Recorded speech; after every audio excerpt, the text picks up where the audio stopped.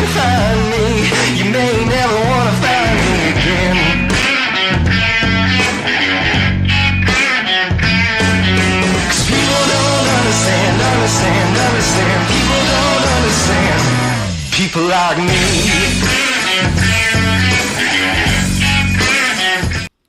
How you guys doing, everyone? We were already dying before the show has even started, so I just let you know what what a show we're in for here tonight. But we're down for episode 42 of the Barroom Podcast, coming up on 1 full year of shows here. And joining us on the show tonight is our good buddy Rob Motto. How you doing today, Rob? Oh, pretty good. Just I got a job today, so I'm no longer unemployed. So that's exciting news. And I keep getting calls for other job interviews, so things are looking up. Just protect your Twitter account this time, and you can save yourself the trouble. Yeah, just rule of thumb is I'd never let any employer know any of my social media, and I do not. My last name is withheld from all social media. That's just rule of thumb personally. Yeah, I know Cassie's last name, and I laughed hysterically when I found out, so I'll just... Also joining us on the show tonight is our good buddy Orange Chat Reviews. How you doing today, Orange? Well, I can't complain. Just living life with a kidney full of stones. So. Damn, so it's real. At least you don't have any real problems. There's that. So. Well, I don't discuss those problems. And then, of course, our good buddy Cold Classic Cage is here with us once again. How you doing, Cassie? Chilling, man. Happy to be here as always. It's always interesting to see what happens on a Tuesday night with the absolute tomfoolery that is the interwebs. Yeah. Well, I mean, I do see that your buddy Osnot is here. Do you want to take this time to kind of yell at him for his food choices during live streams? Yeah, Oz, you should perhaps mute yourself when you're fucking eating, you dickbag. Oh, yeah, I pretty much agree with that sentiment. We have a very hilarious WrestleMania clip that's on the YouTube channel right now. Just go watch it later on. It's definitely worth it. It's only 2.5 minutes long, but it's absolutely hysterical. And then also joining us, fashionably late, is this person right here. How you doing? Hey, everyone. Can you hear me okay? Yeah, we can hear you. Okay. You had to maybe get unfortunately. Your feather looking very pretty. Thank you. Okay. All right, joining us here tonight, we also have our good buddies who are in the chat tonight. Duke Nukem right out of the gate with a question: what country do you think has the prettiest women? I'll let you guys lead off with that one. Spain. I don't know. Ireland. Russia. I'm only going by what I hear constantly from men in America. Brazil. There you go. Yeah, you gotta watch out for the Brazilian ones. Some of them may not be women. I mean, Yes. you can't go wrong with Jordana Brewster. Neo, a present time in an internet space far, far away, the Ballroom Podcast, in a period of a culture war on the internet space, a brave band of small YouTubers that challenge the tyranny of Hollywood. I think there's only like 2 YouTubers on this channel. Let's be very, very clear here. So yeah, I'm clear with myself. No. All right, Neo's joining us here. Yeah, so all you guys are here with us tonight. Alex vs. Evil is joining us. We've got Drax the Clown joining us here tonight as well. I know Doba Fett is here in the chat. We've already acknowledged Osnot. We don't need to do it again. Top Knot is here joining us tonight. Cassie versus Ozzy Civil War. Yeah, exactly. I don't know. I mean, I did just play it a few minutes ago, and I know like Cassie and Rob have seen it like twice already, so maybe I'll save it for like a little bit later on in the show just to like watch it again. But yeah, it's worth the time. Thoughts on the whole women's college basketball divide? I don't care. I generally just don't care. Wait. There's women's college basketball too, not just the WNBA. Yeah, there's been this whole, NBA, and then there's the women that are men NBA. Yeah, there's been this whole thing over the last couple of days about these female college basketball players who were taunting each other at the end of the championship game. And it's like, guys, I can't muster up enough energy to pretend to care about that whole situation. So I just don't. Yeah, it's supposed to say hungry. Up there. Antarctican women. I mean, hell if I would have known. Would you ever get to a chance to see a woman in Antarctica not fully clothed from head to toe? Yeah. It's like, Yeah, her name would be Yoko Ono. Oh, oh. yeah, no, No, not a bunch I'm of. talking about the mythological Yoko Ono, not the bitch that it was named after. That's slightly better. It's still is horrifying because just the name Yoko Ono just makes me want to jump out of a fucking window full speed. Well, isn't that what John Lennon did? Oh wait, no. Shot by Mark David Chapman. Well, he was diving in front of the bullet, so. Yeah, I remember seeing this video, and it was like a bunch of like top dudes there. John Lennon was there, and Chuck Berry was there playing guitar, with fucking John Lennon, and Yoko Ono just grabs a mic, and you just see Chuck Berry just staring at this bitch like he wants to smack the fuck out of her with his guitar. It is amazing. Oh yeah. Yeah. You wanted to commit multiple accounts of murder. That's what we have to call it. There's a rumor that when John Lennon got shot, his last words was "victory," and then passed away. So that's the official story that I remember. He was like a communist, so that seems appropriate, actually. Yeah, that's fair enough.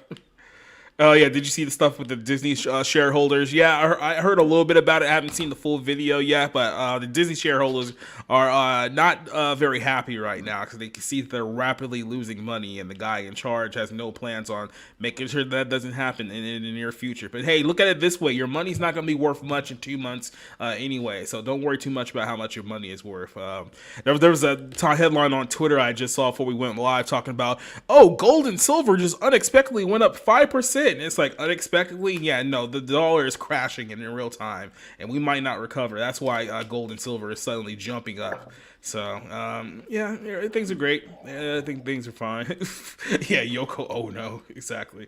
Well, there's a reason that I like calling North Korea Noko. Reminds me of her. Well, I mean, torture. That bitch was evil. Evil, I tell ya. Evil.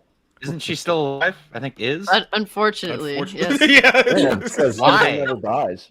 Have you heard her be the music, by the hottest way? Antarctican woman. Because It's only preaching. the good die young, damn it. That's why this bitch is still here. Rob, does it sound like I want to listen to screeching cats? I don't know. That's just what she sounds like. I'm just curious if you guys had heard it because it's just awful. Yoko Ono sounds like a box people, full of kittens that have been lit ablaze. She deserves it. Yeah. Yeah, though if I said at least gas prices are going down. Oh wait, yeah. Have you guys been to a grocery store recently? Have you found anything in that store that's less than $5 right now? Yeah, good luck with that. A Snickers. Yeah, it's still $4.99 though. I don't know if that counts. Yeah, right. Well, let's go ahead and we're going to start off this show hot here because we want to talk about the sale that's been made official. If you've been listening to this show, we've been talking about this for a little bit now, and it was finally made official on Monday. We have a buyer for the WWE, and it turns out it is the same parent company that owns the UFC. Endeavor has officially made the plunge and has bought the WWE, and they made the announcement that they're going to merge the two companies into a $21 billion entertainment giant. So they now have the biggest pro wrestling and the biggest MMA companies in the world together at once, and they're going to make a giant entertainment conglomerate out of this. Good luck, I guess I can say, but this is the news that broke Monday. Now, I think it was like the first night of WrestleMania that the news had started to leak out that WWE was getting sold. If you remember back in January, there was rumors that they were going to sell to Saudi Arabia, and everyone lost their damn minds because they didn't want to work for a Saudi Arabian company. Well, they're not owned by the Saudis anymore. They're owned by Endeavor. Here's the story here. Endeavor Holding Group's sports entertainment powerhouse WWE made things official on Monday, unveiling a definite plan to form a new publicly traded company that consists of the two sports giants, the WWE and the UFC. Endeavor will hold 51% of controlling interest in the new company, while existing shareholders will own the other 49%. So basically, they're going to take these two companies. They're going to make a new company altogether. They haven't released what the name of this one is going to be just yet. It won't be for another few months. They don't expect this deal to be finalized until the second half of 2023. So there's still a lot of things that have to be worked out here behind behind the scenes, but at least as far as an agreement goes, this is done. The new company will be led by Endeavor CEO Ari Emanuel, famed Hollywood agent, who's now the head of Endeavor, used to be WME. Says he will continue the same role with the company. And then here's the one that took a lot of people by surprise, is that Vince McMahon will not only remain in a creative position at the WWE, but he will be an executive chairman of this newly minted company. So he will technically be an executive at both the UFC and the WWE when this is all said and done. So a guy who everyone thought had gotten Me Too'd out of his own company like 6 months ago has come back and not only is taking control of his own company back, but is now controlling the UFC as well. Wow. You know, what truly makes this all funny is just how much disdain the wrestling community has for Vince McMahon. And at this point, I'm indifferent to it. Emotionally, I've checked out years ago in regards to wrestling. So all I could do is just laugh because I know these motherfuckers are seething with hatred, anger, disdain, every possible word for just not good, and they're unhappy. We're going to talk about coping and seething here in a moment because there's a lot of coping and seething going on right now. But to finish up this story, so Dana White will remain his same position as president of the UFC. He's been that way since they originally sold the company to Endeavor 5 years ago. So he technically doesn't own any shares in the UFC anymore, but he remains as the president. So the idea is that they're going to let Vince run the WWE the way he sees fit. They're going to let Dana White run the UFC the way that he sees fit, and they're going to try to milk as much money as they possibly can from these firms all together. And then they said a new name of the company expected to be released later on this year. Now, a lot has gone on since this whole story went viral. Like I said, there's been so much coping and seething about Vince McMahon. I guess yesterday Raw was on. It was the Raw after WrestleMania. There was a lot of people who were unhappy about the show, and the narrative was Vince is back, he's in control, we need to fire Vince, we need to get rid of Vince. People were all saying that we need to go to the bosses of Endeavor and make them get rid of Vince because Vince can't stay around and blah, blah, blah, yada, yada. It's like, look, Dana White slapped his wife in Mexico like 4 months ago on camera, and he's still around. So if you think you're going to get rid of Vince McMahon on the basis that he's ruining creative for a pro wrestling company, it's like you guys have no idea the beast that you're dealing with right now. Let's just put it that way. There's a lot to unpack here about this entire thing, but Cassie, I'm going to start off with you. What do you think about WWE's new boss, and what do you think about Vince McMahon refusing to die, refusing to go, even when you think that is all done and over with, he'll find a way to come back. You can't keep this man down. Like, I think both of us said it from the jump. Like, if you think that when he had to step away, that was the end of Vince McMahon, it's unreal. Like, we didn't believe it for a second. Obviously, we took the situation for what it was at the time, but we were just like, nah, we feel as though genuinely he would die with this company. Like, the only way that WWE would still exist if he somehow died without completely just nuking it himself. And that's still on the table. Even that crazy thing, even with this deal going through, that is still on the table. He may still end up nuking WWE before his death, and I cannot wait to see it. At this point, I'm just completely disconnected from wrestling. Emotionally, I'm done. I feel like my true, genuine emotions died when Eddie Guerrero died, and then WWE did like they played off his death in such a distasteful way that it actually, made me stop watching wrestling for many years. So on that front, like, I never really, I grew fond of wrestling again later on, but over time, I realized that this is such a cutthroat industry, like every other major industry out there. You come to also realize for a while, for many years now, and it's crazy how wrestling fans have not really come to terms with this, but whatever the community wants, like the ones that are into like the flippity motherfuckers in the indie scene, like whatever you guys want, Vince McMahon will go out of his way to do the exact opposite just to fuck you. And it's like, even despite that, they will still watch because they are mentally insane. And at that point, it's like, why do I feel sorry for you?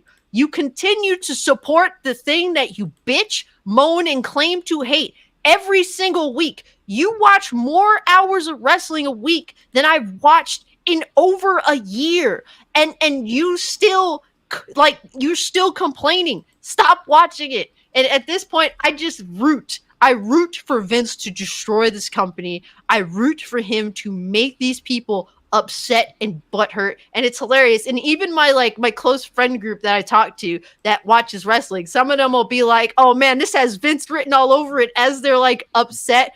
And even they're upset. They have a mixture of upset and laughing because it's predictable, but yet they're still watching. And it's just, at this point, I look forward to the next thing Vince McMahon does just to piss people off, because at some point, either, you can keep complaining, but no one's going to hear. It's like the cry wolf. Like, you keep crying, but you're not changing anything. You're not choosing to walk away. So I'm just going to laugh at you. And in regards to the UFC parent company buying WWE, I mean, I guess it's one of those things where I'm sort of just indifferent to it. It doesn't really make much of a difference to me. I think it's one of those things where it's probably better than Saudi Arabia having bought it, because then that's where things get super weird, and I don't think WWE would long-term survive in that way. Yeah. They would have to make me personally, the only person I didn't want buying it was Disney or Comcast. Those are the only two companies that I didn't want. And I thought Comcast made the most sense at the time, but Disney would have been the absolute worst case scenario. Exactly. Yeah. Well, we confidently wrestling if Disney had it. Mm-hmm. Yeah, I mean, we confidently felt like Disney wasn't going to buy it specifically because they're in their own financial crisis right now. So while that would be the worst case scenario, thankfully it didn't seem to be on the table, at least from what we know. But yeah, I'm indifferent to this. I think that the UFC parent company buying this is pretty interesting. I think that this is way better than what we could have had by any stretch of the imagination. I didn't even know it was a thing. So the only thing that I guess wrestling fans will have to deal with is that, UFC fighters will probably be involved in WWE more than ever. And, take that for what you will. I personally don't care anymore. But I will say this. In regards to how wrestling is as, a mainstream format, the WWE format, I will say, as it being sports entertainment specifically, I feel as though stuff like UFC has benefited more from the wrestling WWE format than WWE has over the past 10 years, with being these over-the-top characters, but then actually going in the ring and beating the absolute piss out of each other. So on that front, it's interesting to see that it's happened. I'm indifferent to it. Vince being head of the table still is hilarious to me, and I'm just rolling with it. Whatever. So there's a couple things I want to bring up here before I jump this one over to Rob here. This is actually a good jumping point. Well, first off, like I said, we watched both nights of WrestleMania this weekend, and what you were saying about people committing so many hours to like pro wrestling, they're doing 2 nights of WrestleMania now. It used to be a 1-night event, now it's a 2-night event. And the whole argument about the 2-night event was that, well, the 1 night is getting too long. It's almost 7.5 hours, so we're going to break it down to 2 nights so we can shorten it up and it won't be as long. The first night of WrestleMania was 4 hours long and a 2-hour pre-show before that. Then they did a 2-hour pre-show for the second night, and the second night went about, I say, 3 hours and 45 minutes. So all in all, you were just short of about 8 hours, not even 8 hours, 12 hours in 2 nights of wrestling. And it's like, who outside of your absolute hardcore psychopath audience is going to sit there and watch 12 hours of WrestleMania on back-to-back nights? Not to mention there was an NXT show right before night 1. So if you actually watch NXT before that one, you were probably all in on about 15 hours of wrestling this weekend. Like who does that? Seriously, did you see Fractured Ankle? The guy, I saw this video play. Oh, yeah. At the NXT where his ankle, when he landed, just snapped the wrong way. I was like, oh my god. Yeah, I'll bring up the video here in a little bit. If Tony Khan, I don't need to see that shit. Look, well, you guys can just go like this then until the. But it was a dude from AEW, and it was like AEW is so moronic. They were doing a Canadian destroyer off of a ladder like 15 feet in the air and tried to flip onto the table that was on the floor. And when they flipped, he powerbombed the guy, but the guy's leg basically snapped like Anderson Silva snapped in the UFC a few years back. And who got injured though? It was some guy like Dante Martin. Like, he's not even a big name guy in professional wrestling, which makes it even okay. dumber. Who cares? Next. So this is I don't care about your Canadian pain. Fuck destroyer. you, dude. Has anybody tried using it on Canada? Well, yeah, that'd be great, right? I know the structure there would hope that would happen one day.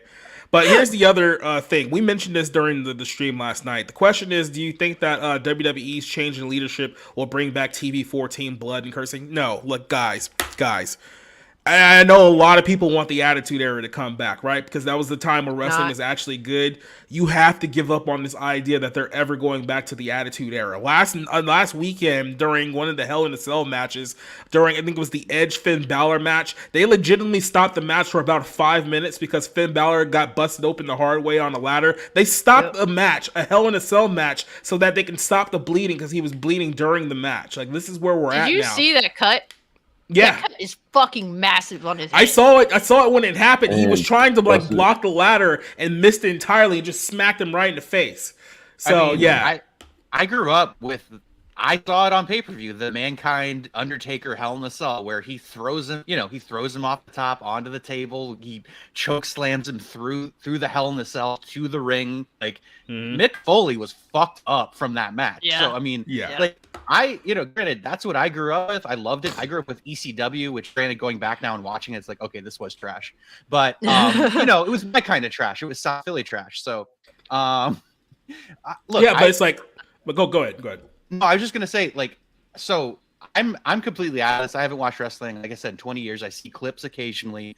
By the way, that Rhea Ripley Charlotte Flair match where like she completely fucked up that rear suplex or whatever. Yeah, and laying on her face.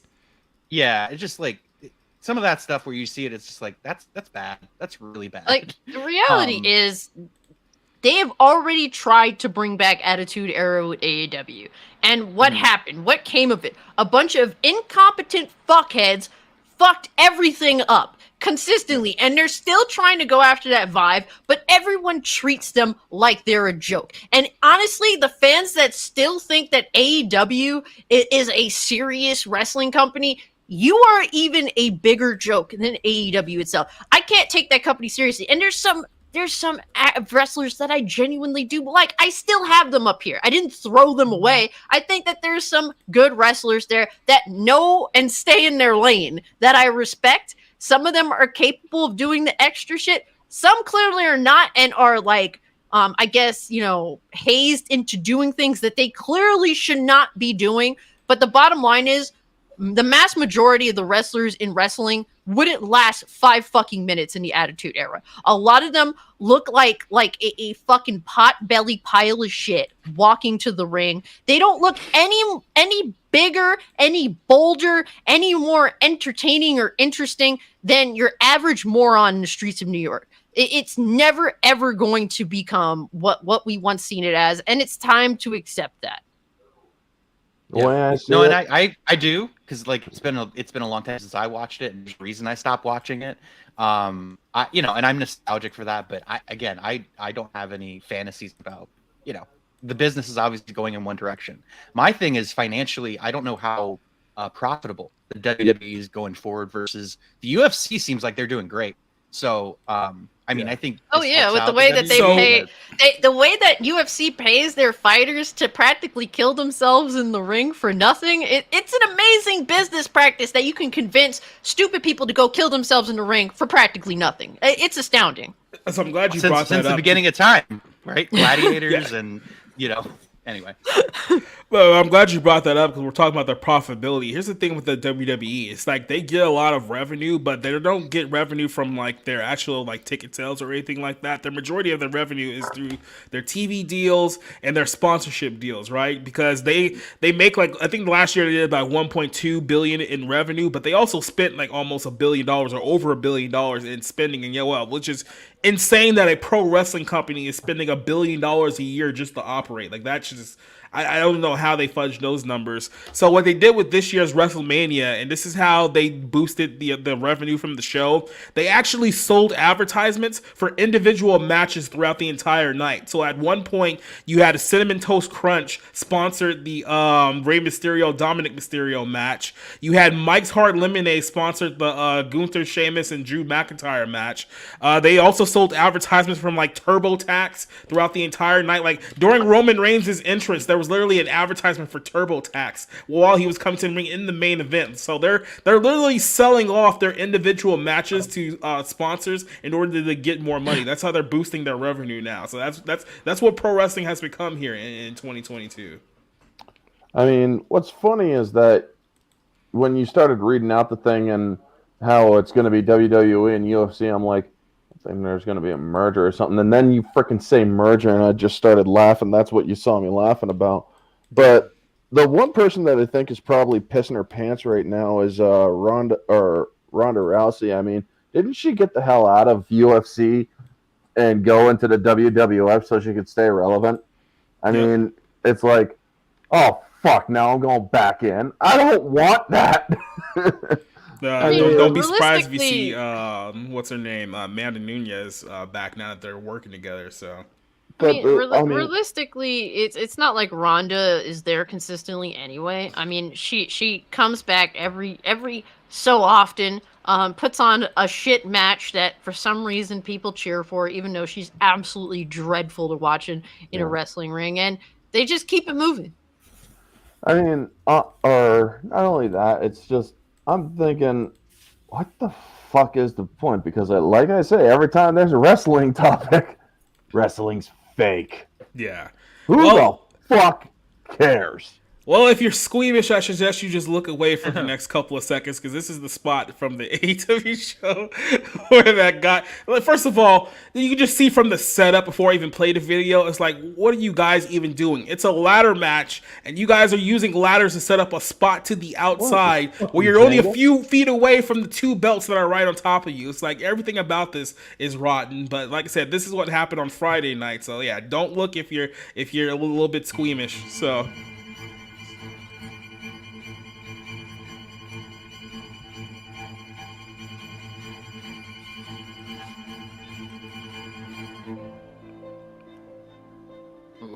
Yep. It's like the Prescott ankle injury. So a complete detachment. That's a complete detachment. Yeah. He is like a dislocation. He's gonna need some major surgery just to reconstruct that.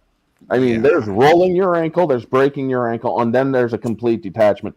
That dude just fucking completely detached his ankle and his foot from his leg bones. Yeah. And like I said, this guy is not even a well-known wrestler. He's not a big star by any stretch of the imagination. And this dude just put himself out for at least a year. At least a year. At least. You're looking at about a year of or surgery. He's going to have to stay off that foot for like several months. Not only that, I would say because he's also going to have to do like 6 months or 7 months of physical therapy. No, because this happened with Chris Weidman, who I believe still hasn't come back yet, and then Conor McGregor happened to for a while. Like when you break your foot in that nature, like you're done for like at least 13 months before you can even start training again. Not only that, the skin can only stretch so much, so he's probably got lacerations and shit like that. Yeah, I mean that dude. Or if they would have taken the boot off there, you would have been seeing blood. Yeah, it was bad. It was pretty bad. Yeah, and it's like I said, it's such a stupid, unnecessary bump that didn't even need to happen. But yeah, good luck, guys. I don't know what it is with these idiots at AEW that they put themselves in such stupid situations. It's like, what are all the other wrestlers there just like acting like they're hot shit and that they could do it, and that in order for you to be accepted, like you have to do this really insane stuff too. Like Mick Foley is Mick Foley for a reason. Not many people were willing to do half the shit Mick Foley was willing to do for a good reason, because people like Mick Foley end up like Mick Foley today. or dead. There's not really many other options, that are less. Mick Foley hobbles around, and he's been doing that for a long time because of the bullshit that he's done. There's no way he will ever see in-ring action ever again. That's why he hasn't done it ever. I've never seen him. I have not seen him wrestle in a very, very long time. Screaming out on Twitter. Yeah, I mean, he doesn't have anything else to do because he can barely get around as it is. The fact that Ric Flair still gets into a ring, mind you, almost having a heart attack every time I've seen him in a ring, that in itself is insane. Yeah, he had that match last year. He was 73 years old. There was a point toward the end where he didn't even have enough power to actually kick out. I think he had legitimately passed out at one point here. So how long has Owen Hart been dead? Since '99. So I think we're coming up on 14 years now since Owen Hart's death. I mean, basically, that's 14, the last time I heard of 24. anything relevant happening in the WWE. Yeah. But then again, it was still called the WWF, I believe, back then. Yeah, at the time.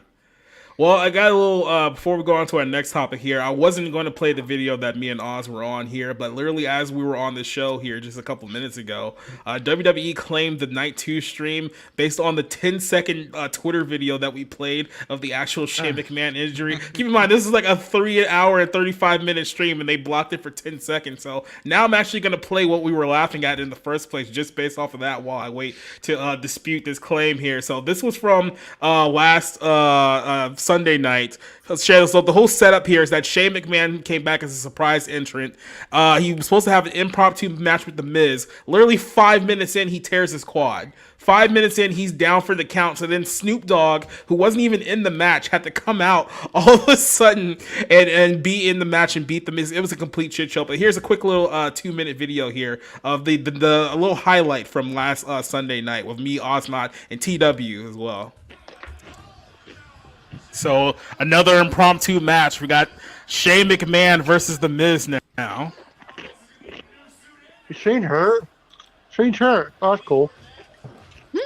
So I mean, he's 50 years old and he's wrestling in Nikes in a seat. He hurt himself.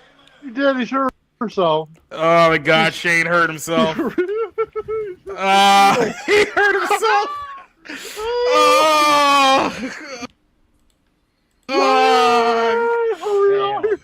blew out his knee. It gets worse, by the way. He blew out his knee at WrestleMania. That's oof.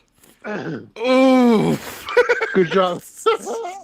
Yeah, hook Triple H, I'm dying. I'm sorry. I just fucking cried. Ooh. 5 minutes later.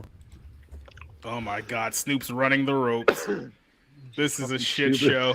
This is a shit show. You know what? The best part of this, fucking Shane blew his fucking knee. Oh man. Oh man. That's embarrassing. Give me my fucking thing. So Snoop Dogg wins the match because Shane McMahon blew his knee out.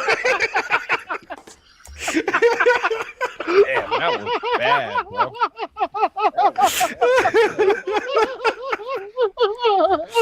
Oh man. That was the best moment on this entire 2-night show. Was Shane blowing his knee out. There's your WrestleMania moment. Oh, God. 20 minutes later. And you know what's funny? Literally right before he blew out his knee, I was literally saying, this is a 50-year-old man who's wrestling in Nikes and in jeans. And then literally turns around and blows his knee out. Oh, man. Jesus. That's amazing. That's supposed to be a 39 in a nutshell.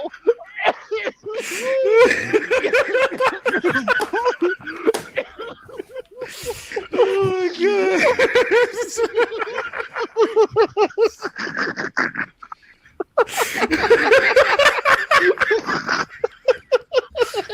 Oh my God. I'm crying. Oh, I'm definitely clipping this and putting this on YouTube. Well, once I take care of this little 10-second copyright claim from WWE, that full stream will be back up in its entirety. So we should be back up in the next 30 minutes or so. So, any final words on the WWE sale before we move on to our next topic here? No. I don't know anything about wrestling. So. Play the Cope and Seethe song. Oh, the Look, Cope I and still Seethe. remember when Shane McMahon did that like dive off the whatever that was, the structure. I think he was fighting the Big Show. Mm-hmm. So like he's done crazy shit. It's just like you just did shit there on the biggest stage. Good job. Yeah. Yeah, it's like the thing is like Shane McMahon does this thing where he always comes back to WrestleMania to do his stupid stunts, and it's like you're becoming an old fuck. It is time to. It's to the point where it's like he isn't even a relevant wrestler in modern day, and like his stunts. And this is not saying that you know, I'm not defending the younger talent, because I think that them allowing themselves to be upstaged by a dude in his 40s/50s is a joke on your own part. But yeah, like he'll show up to WrestleMania and fight a younger guy and upstage the younger guy. And then it's just like, okay, but what was the point? It's Shane McMahon. You're like, there's no point to this other than I guess he wants to flaunt his moment. Yeah, like I said, I think a lot of people here are basically like, if that's a statement from WWE, Rippozo won't miss it. Yeah, so like I said, they're sold to the UFC's parent company now, and all the marks online are infuriated. They're trying to get Vince McMahon canceled again. Good luck this time around. That's all that I need to say. And Shane McMahon needs to retire from wrestling. Yeah, I think he might be done at this point. Should be. It's about damn time. It's time to bow out gracefully. Yeah, like you're 53 Dude, ever years since old. he started fighting in the ring, he was a little bitch, and he's still a little bitch, it seems. Yeah. Yo, it's hilarious because it's like that same moment just reminds me of the moment where Vince was trying to get into the ring and like fucked up his he fucked up his leg. He just trying to get into the ring. Yeah. Yeah, tore both of his quads simultaneously. I don't fight. How do you do that? I don't understand. Like, it's still a wonder to this day how it's that happened. It's a McMahon thing, bro. It's a McMahon thing. Yeah. Look at Shane now. Tore his quad too. Oh man. Well, let's move on to our next topic here. Who's excited for the Blue Beetle? Is anyone hyped for this film?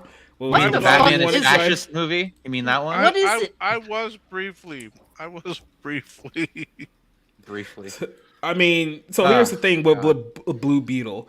We're at this weird era with DCEU films in the DC universe where we're in this transition where they're trying to get rid of everything that Zack Snyder did. So these last few movies really don't mean much of anything at all. And they're trying to transition into like this James Gunn era of DCEU movies. So there was a movie called Blue Beetle here, which a lot of people completely forgot about because it's like, well, who really cares much about Blue Beetle? I think the whole, I guess, draw for this series is that, it's a Latino superhero. So it's going to be like Black Panther, right? Fucking cares? Yo, I don't want, as someone who is part Hispanic myself, I do not care if the draw for your TV show or movie is, oh my god, look at this non-white person. Like, I don't care. I feel, if anything else, offended by your bullshit. The fact that there is nothing else to brag about in regards to your piece of crap TV show other than the main character is not white.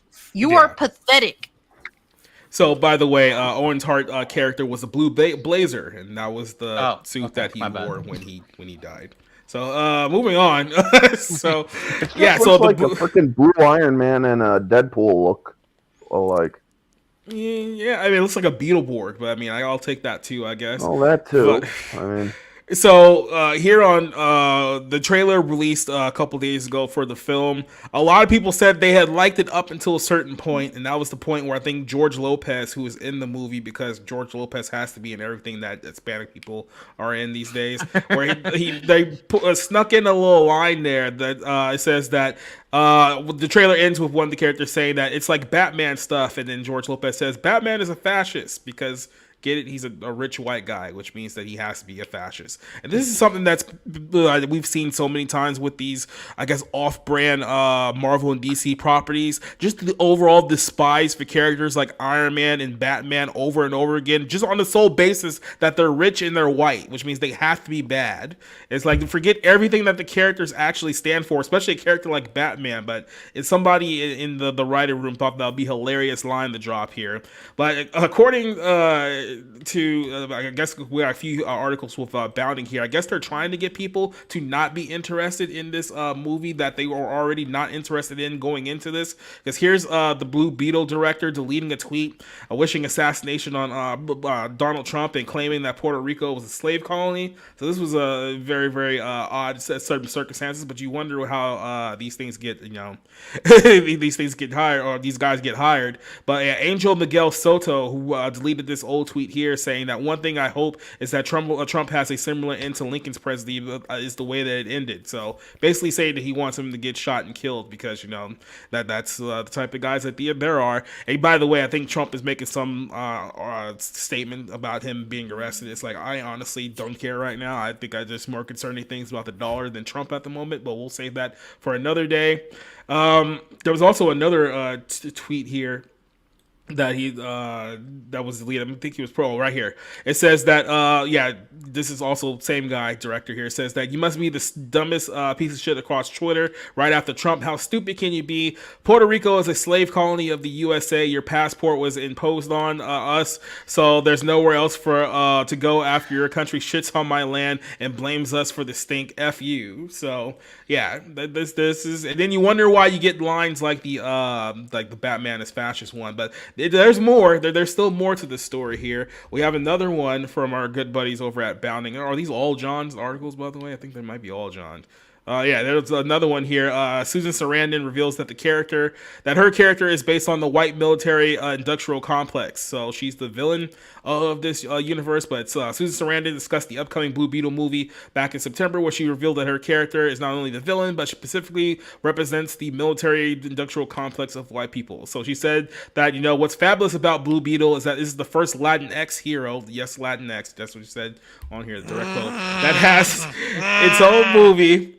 Even better off, he said, even better all the Mexicans, because his family is Mexican and all the actors were Mexican, and it's Spanish, so it's subtitled.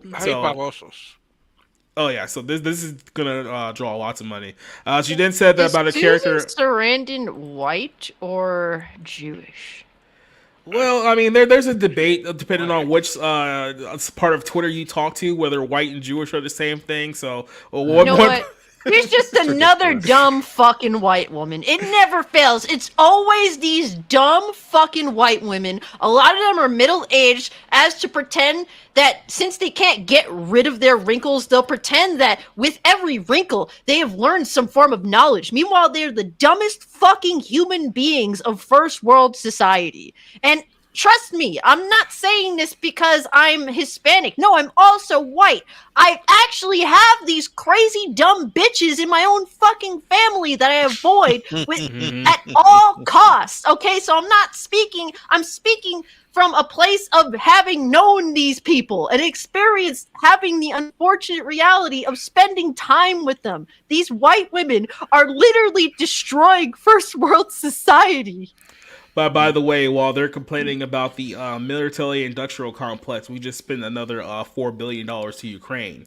So I don't think they'll be complaining too much about that. But she also continued here by saying that, of course I'm the bad guy, the white military industrial complex. So I had a fabulous time because there's nothing better than being bad, that she said. So obviously she's playing the character of Victoria Lord, which is based on, takes inspiration from another Lord within the Blue Beetle universe. But yeah, so there's a lot of, let's just say, problematic red flags that may have arose with the promotion of this movie right away, because you start thinking to yourself, wow, this is a movie I really didn't care for beginning here, and now with all this stuff going on, I might even care even less. So Rob, when are you gonna go watch Blue Beetle? When you force them to. I guess it's gonna be opening weekend. But again, I said on last night's stream, I'm not paying to go see another Marvel DC comic book movie, so I'll probably see it opening weekend. It probably won't be in theaters, if you catch my drift. But no, look, I don't understand what you mean. Yeah, it's fine. You wouldn't. Susan Sarandon is, I mean, she's been a long proponent of like leftist politics. I mean, Yeah. she was a Bernie Sanders person on Twitter. She got a lot of shit from Democrats for it. So, I mean, I don't know. Maybe she's just a plant. Maybe she's just a useful idiot. But what does white have to do with the military-industrial complex? The military-industrial complex, we were warned by Dwight D. Eisenhower back in the 50s before he left office that the greatest danger to taking care of our kids and building a secure society was putting too much money and influence in the military-industrial complex. But it has nothing to do with race. It's, you know, it's an incredibly wealthy and powerful system that we still see the effects of today in terms of, hey, taxpayers, we need you to kick another $1 billion over to Ukraine because of X reason. I mean, it's complete unconstitutional nonsense, but that's a conversation for another day. I don't understand what this has to do with the race of the character. You know, they're part of a corrupt system, you know. Focus on that. Don't focus on the race of the character. It's just a code word for them. It doesn't actually have to do with race. So it's code word for power. It's their white fragility. Yeah, because what I hear is that this is going to be it's their white penitence or penance. She's exercising her white privilege. Yeah. Well, look, she was married to Tim Robbins, or at least they were together for years. And Tim Robbins recently came out that was like, what we did with COVID was wrong. What these rules that we have in Hollywood about masking or vaccines are bullshit. You know, so I don't know. I don't know where she stands on that shit, but it's just she sounds like another useful idiot for attacking white men or whatever or anything white. Nice. He mentioned it, so I had to show it. But yeah, who the fuck is Blue Beetle, by the way? Is this like a third string character? I was okay with the Batman's a fascist line because George Lopez said it, and I'm like, oh, so he's the goofy uncle that you stereotype kind of person that can't distinguish between. Me that George Lopez is even in the movie. Well, I mean, like he's kind of like the goofball, like outcast. I don't know. Like it's almost like the comedic relief on some level. Let me put it like, I don't think he's going to be known for his intelligence so much as his wisdom, maybe. Okay. But you can't tell the difference between personal charity and George Lopez fascism. is just a freaking Hispanic Oliver Platt. I mean, doesn't Batman like pay for the Justice League himself and like all their toys and stuff? I mean, like if you're not if you're not giving all your wealth, and these are people also of wealth that believe if other people do not give all of their wealth to this fascistic government, then they're the actual fascists. This is how mentally deranged these assholes are. Well, probably Batman doesn't pay his fair share. Well, I'm sure there's lots of things you could say about that. He's a philanthropist. Of course he does. Come on. No, he doesn't pay his fair share. Dude sold the cabinets for like $15 billion. So. Yeah. Well, see, like, and that's why like that line didn't bother me. What bothered me about it was the it's just like he randomly gets this like extra device type of thing. There's no like connection to the hero's journey other than, oh, I need to go home and find myself, and oh, I got this box, and now I got these powers, and now I got to deal with stuff. And it's like, I kind of get that, but like Tony Stark in comparison, like we were on Orange Hat stream the other night, he was a weapons manufacturer. He was very like he had the intelligence up. It's like he's Iron Man with or without the suit. Okay, this just kind of seems like it's not even like a hero movie. Well, I think they're just tired of and trying to build up a character, and I say this as someone who was intrigued by the idea of the Blue Beetle, and yes, I actually did read the early comics where Jaime Reyes comes in, particularly because Jaime Reyes is supposed to be from El Paso, so I was prejudiced. But gotta represent. Exactly. The problem is that the trailer is already wildly different than the comic book origin for this character, because the Scarab did in a sense choose him, and I think he found it and he disappeared for a year, and that was the origin story. So it wasn't that some random woman just gave him a box and said, "Oh, here, just don't open it." And of course, we know that they're always going to open it. So it's not original in any way. Um, so I'm disappointed. I was intrigued. I was interested in seeing it. Now, though, as an actual Mexican, the As a only Latinx person. Jacob, I will go down to Atlanta and I'll burn down that Whataburger that you'll never go to because I'm so upset about this. It's still not finished. I mean, the building is finished. They haven't hired anyone yet, so I'm still waiting. I hate that term. I hate that term Latinx. Just call him like a BIPOC then. A BIPOC. I hate that. I hate that as well. I know, but I'm like, it's a comparable one. Maybe that's not the N word. No. It's just as I've said. I mean, I have a word that I would probably call him. Starts with F. The difference between a colored person and a person of color is people come first. That's what my Democratic Socialist friend told me. I'll say that I'm not happy. I hate Latinx. I thought the trailer was passable until that line, which it seems just so random come out of nowhere. Oh, Batman's doesn't seem random at all, but okay. Well, but why? I mean, why would he even say that? Why? What? You know why? It's the Kenan Thompson gift from SNL. You know why? No. That's become my favorite response for people on Twitter whenever they ask like really stupid questions, like they don't know the answer. Be like, you know why? just saying. So why'd you have to bring up the race of the girls playing basketball? It's like, you know why? But here's the thing. Okay, so you have a trailer that's supposed to sell your movie, and it brings up this random you're a fascist.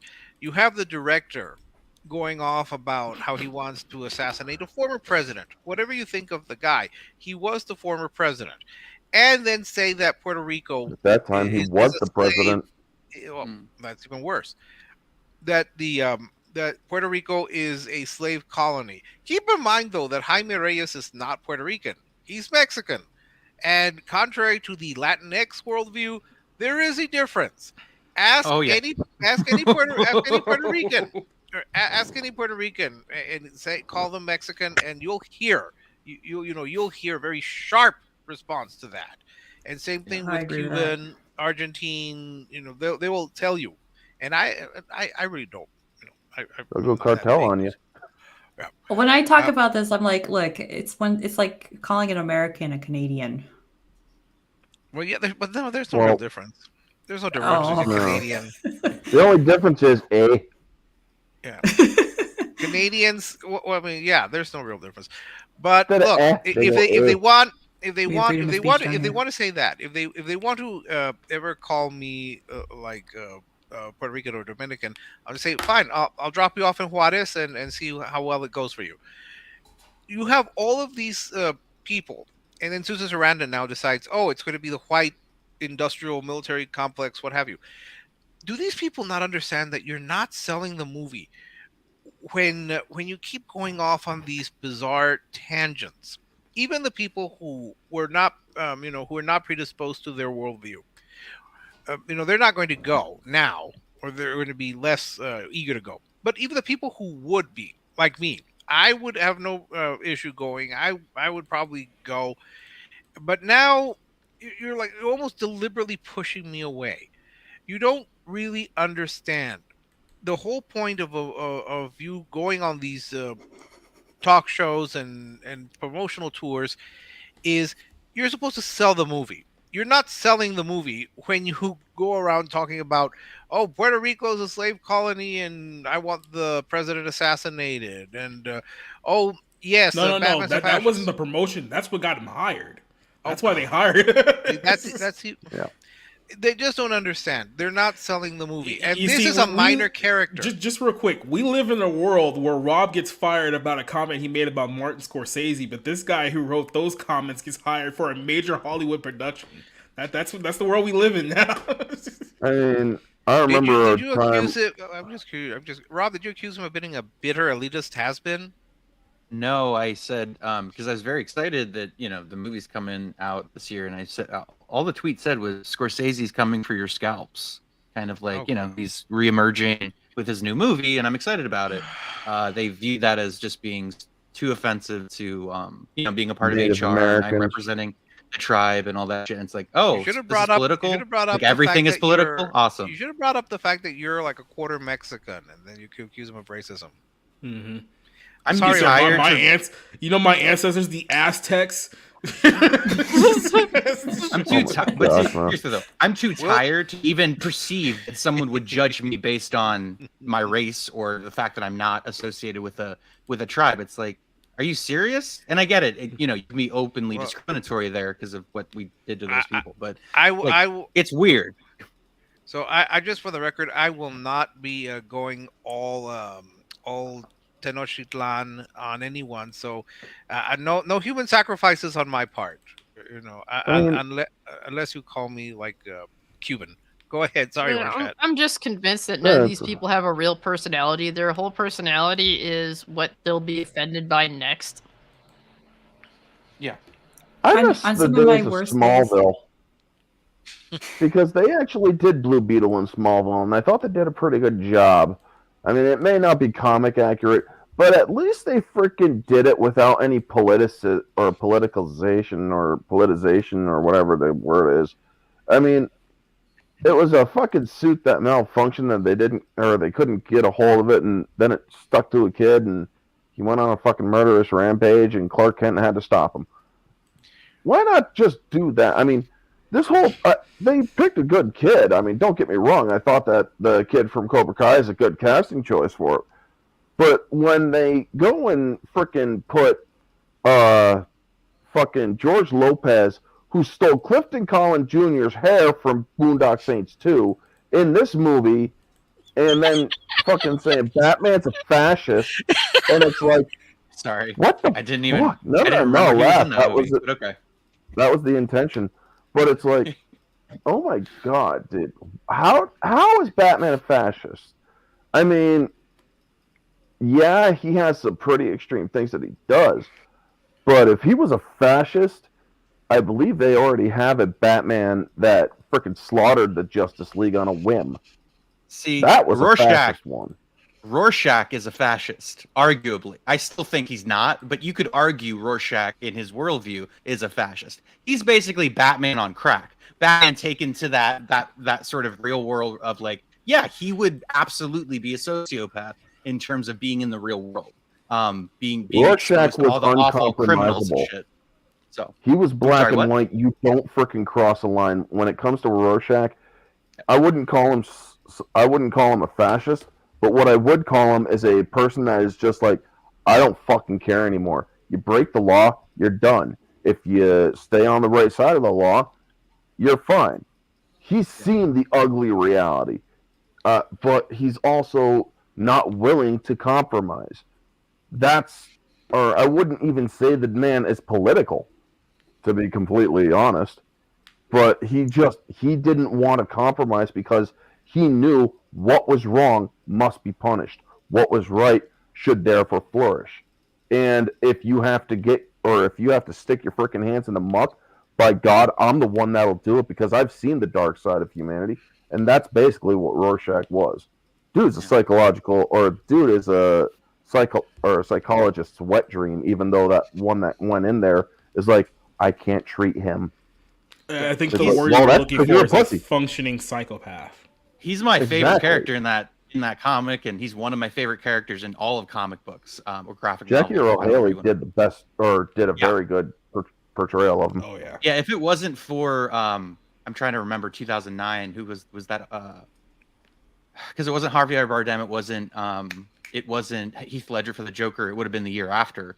I forget who won in 2009. Oh yeah, Hans Landa. It was the guy who played Hans Landa for Inglourious Bastards. But I thought Jackie Earle Haley should have gotten nominated for an Academy Award. That's how good it was. Mm-hmm. Well, just a quick little reminder here for you. I'll let you guys get your final thoughts in. We got 20 people watching, but we only got 12 likes. What's up with that, people? Like the video. Put your freaking likes on, boys and girls. Otherwise, I will have to hunt you down. And I will put an orange hat on you when you're asleep. Uh-oh. Check your Uh-oh. privilege. Capped. Check Uh-oh. your privilege, Orange. Oh, Orange if you hat is only knew coming what in it early. entails. Orange only hat know what it bad. entails. Orange hat bad.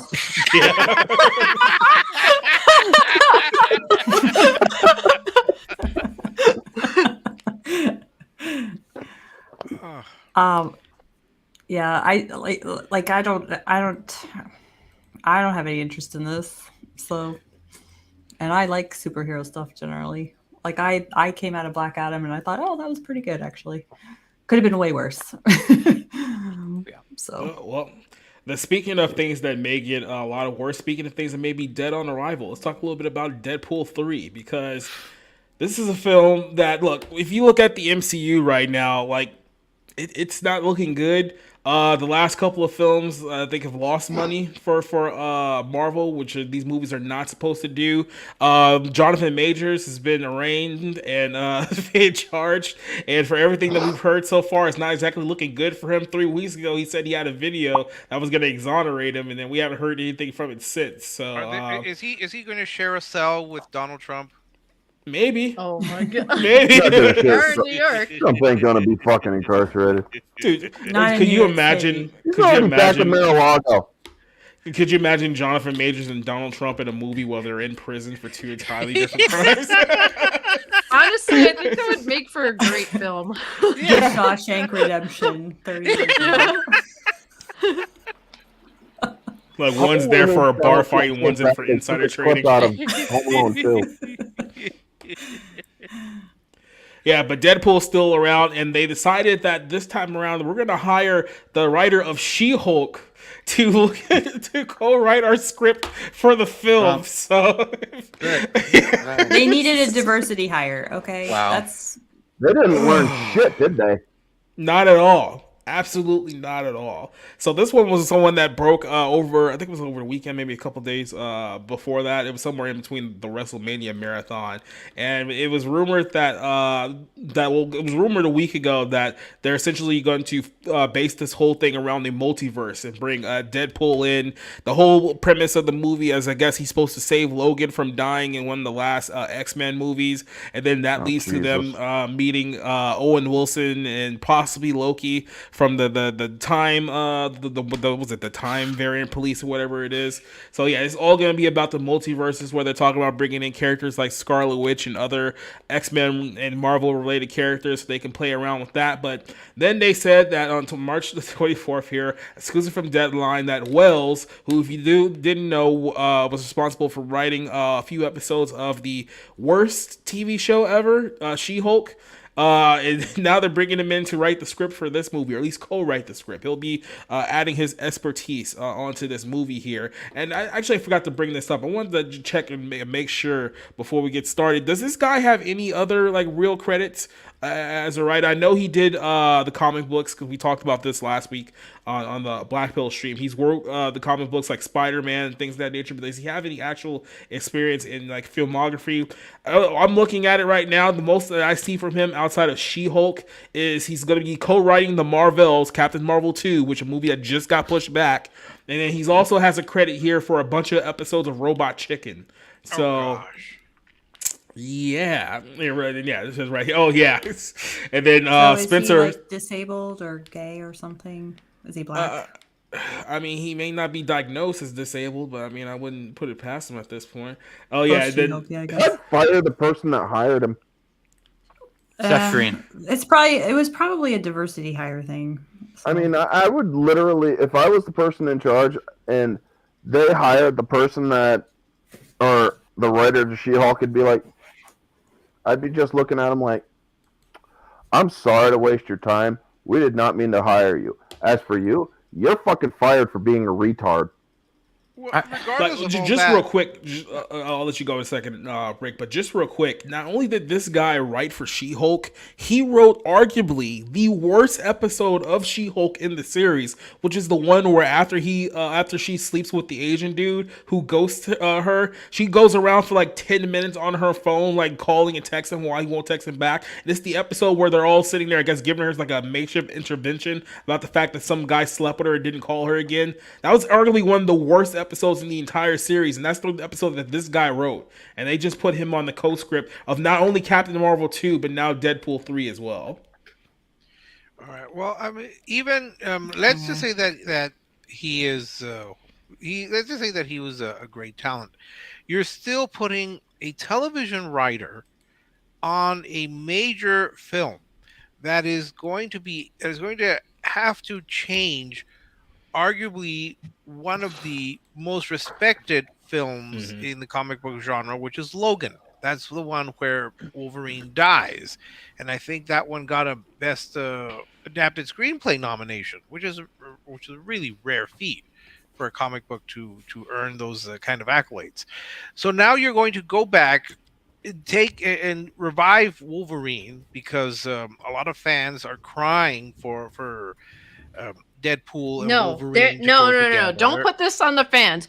No, Nobody really actually does want Logan to come back. No. This is no. I'm not saying that they want. No, I'm saying that there are a lot among the community, the mass majority of people will say Logan was a fitting end for Wolverine / Hugh Jackman. That is what the mass majority of people have said. But now they've gone back and decided to bring no. This is Disney. This is Disney once again trying to convince people of what they want. Nobody really actually wanted this shit. It was Disney that actually announced, we're gonna have Hugh Jackman in this, and then everyone's like, well, I mean, but Logan was a fitting end, but I mean, I guess we wouldn't mind seeing Hugh Jackman again, because all these people are brainless fucking buffoons anyway. They fall for every bullshit ass trick that Disney puts forth for them. Because they are like mice being driven to mouse traps. That's literally what these people are. They are stool pigeons. They are idiots. I'm just sick of them. They're appealing to these people. And they're appealing to stupid people. Most people were complete. The mass majority. I have no issue the mass with saying, majority of fans were happy. We're happy with the fitting end of Logan. They were happy with it. And Disney's just like, but what if we brought him back? But no, you not only have to do that. You not only have to bring back Logan from you have to bring back Logan from the dead, so that he very stern, serious Wolverine can tolerate wacky, rapid fire Deadpool with all his quips, but you have to tie it in to Loki and whatever Owen Wilson plays, and now the Kang dynasty. It's becoming too convoluted for anyone really to follow. We're past that point. Yeah. Because the issue is Deadpool 1 and 2, for the people that like it, gave them what they wanted. I still hear to this day that there are fans of it. They like it. It's still one of the I guess better they're spoof Marvel movies or whatever. That's what makes them good. They're spoofs. But listen, I immediately when the first Deadpool came out, I was like, oh, it's a corporate product masking itself as something, that's resisting the MCU and is dangerous and is trying so hard to be edgy. Oh, I see right through it. So Deadpool from the start was just like obnoxious and stupid and like juvenile, and not in like an Adam Sandler way that I like. But but I will say this: Deadpool 1 and 2 for the fans, it gave them what they wanted. Now they're deviating. They do this bait and switch with, hey, we're going to have Wolverine in the next one or whatever. And then they do this bait and switch with the fucking She-Hulk writer. And it's like, so no, I don't think that this is about the fans. The fans have been fucked with in terms of what they should be expecting for the next Deadpool movie. So that's how I see this situation. So I'm wrong in thinking that fans have wanted to have Hugh Jackman and Ryan Reynolds team up again after the horror of, was it X-Men Origins Wolverine? Nobody they want that. Here's the thing. I'll give you a little context here. So.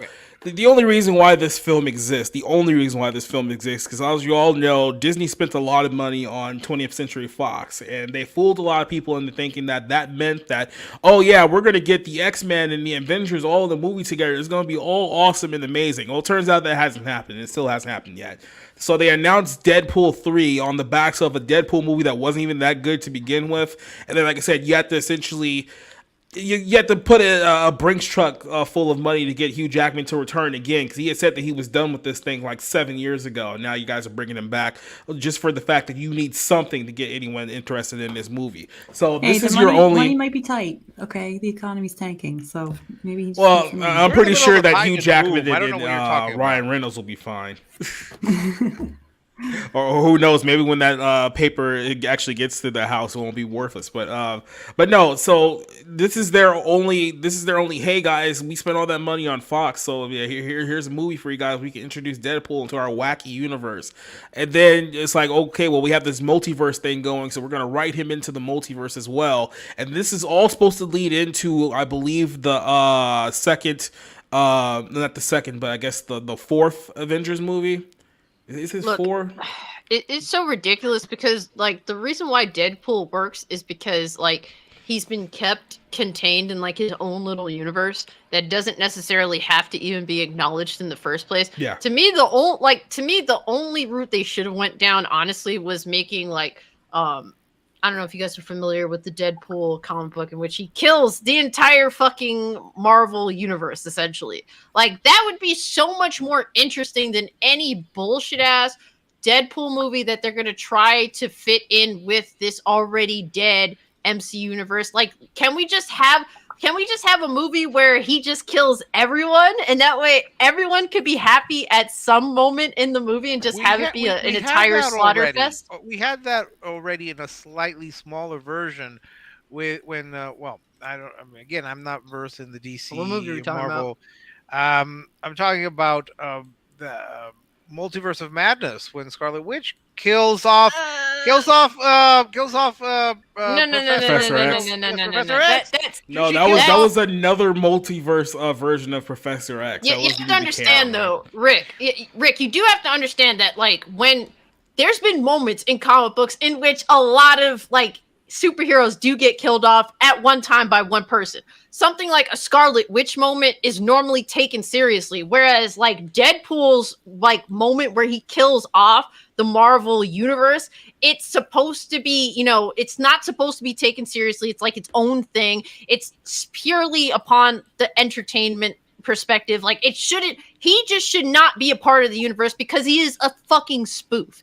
And honestly, I think that what would draw fans in, obviously adapting that comic book in which he kills you could bring back Hugh Jackman and have, like, this amazing fight between him and Deadpool. That would be cool. That would be something everyone would like to see. It could be its own, like, segment of the film, and then he can go on to go kill off all the other major characters too. Like, it would be really cool. It wouldn't be taken seriously. You already had Wolverine and Deadpool fight each other in an epic battle. No, I don't know what you're talking about. Yeah, I have no idea what the hell you're talking about, sir. That wasn't Deadpool.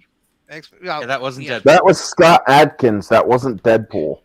Oh man, Scott Adkins. I'm sorry. John Wick 4. He was great. I'm not even sure what goes on in that. Look, all I can tell you is that there is no need. They're making this too complicated. There's no reason to bring him back. I agree with Cassie in that all of these Deadpool, well, at least the first one, because I only saw the first one, the whole point was that he was mocking a lot of the conventions and pretensions of the whole superhero genre, because he was always quipping and making these remarks and just making asides. And then Disney bought the parent company. And then they decided to make it more corporate. And look, someone who actually likes Ryan Reynolds and who just sees him as Deadpool in every movie, he plays basically Deadpool in every movie since that. I've not seen him. Maybe Buried was probably the closest that he's ever done to a non-Deadpool comic type film. I don't know, but I'll say this about hiring this particular writer for She-Hulk. it's bad to hire a television writer to be part of a major film and I assume a movie that you want to have a lot of people come to see and be part of an extended multiverse thingamabob. Why hire someone who's written for television and who's written for a show that nobody likes? Because they don't care. They literally know that there is a large group of fucking mental midgets that will go out and watch their movie, no matter how shit it is. That's really what it boils down to. Yes, but you get to see Deadpool and Wolverine again. Then you get to see Hugh Jackman. That's Rick, the whole selling point right there. Rick, you remember back during the time where a certain friend of ours blocked us for our opinions when I was pointing this out, and what all we heard was that, hey, we get to see the Hulk and Wolverine in a movie. That's why this thing is good. That's why Disney's swallowing up another conglomerate is good, because we get to see superheroes fight in the movie. And like I said, it's been 7 years since this whole thing's gotten finalized, and have we gotten that movie yet? Nope. Are you going to get it in the next 7 years? Nope. Yep. I'm glad my snobbery has paid off. I'm just going to say that since 2014, I've been saying, hey, these Marvel movies fucking suck. And that was kind of when they didn't suck so much. And so it's like, oh, hey, I was right. Hey, everybody. Eventually, I was right. Eventually, I was That's why right. I'm only doing this. That's why I'm doing my Infinity Saga fun days. That's why you need to Because have the rest these of it little. sucks. You need to have these little moments, like when you had Professor X, and you had to play the cartoon, the animated theme song when he rolls in, and I rolled my eyes at that moment. It's like, what are you doing this? So you need to have those little, oh look, we get to have these people together. And yes, Jacob, I remember well. But it's nostalgia. That's what they're going at. It's nostalgia bait.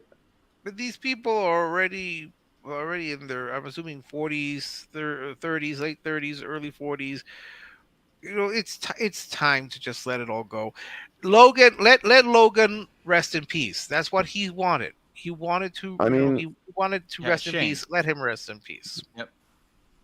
Yeah. I mean, said, also, go ahead. Not only that, Hugh Jackman allowing this to happen is allowing Disney to make him a liar.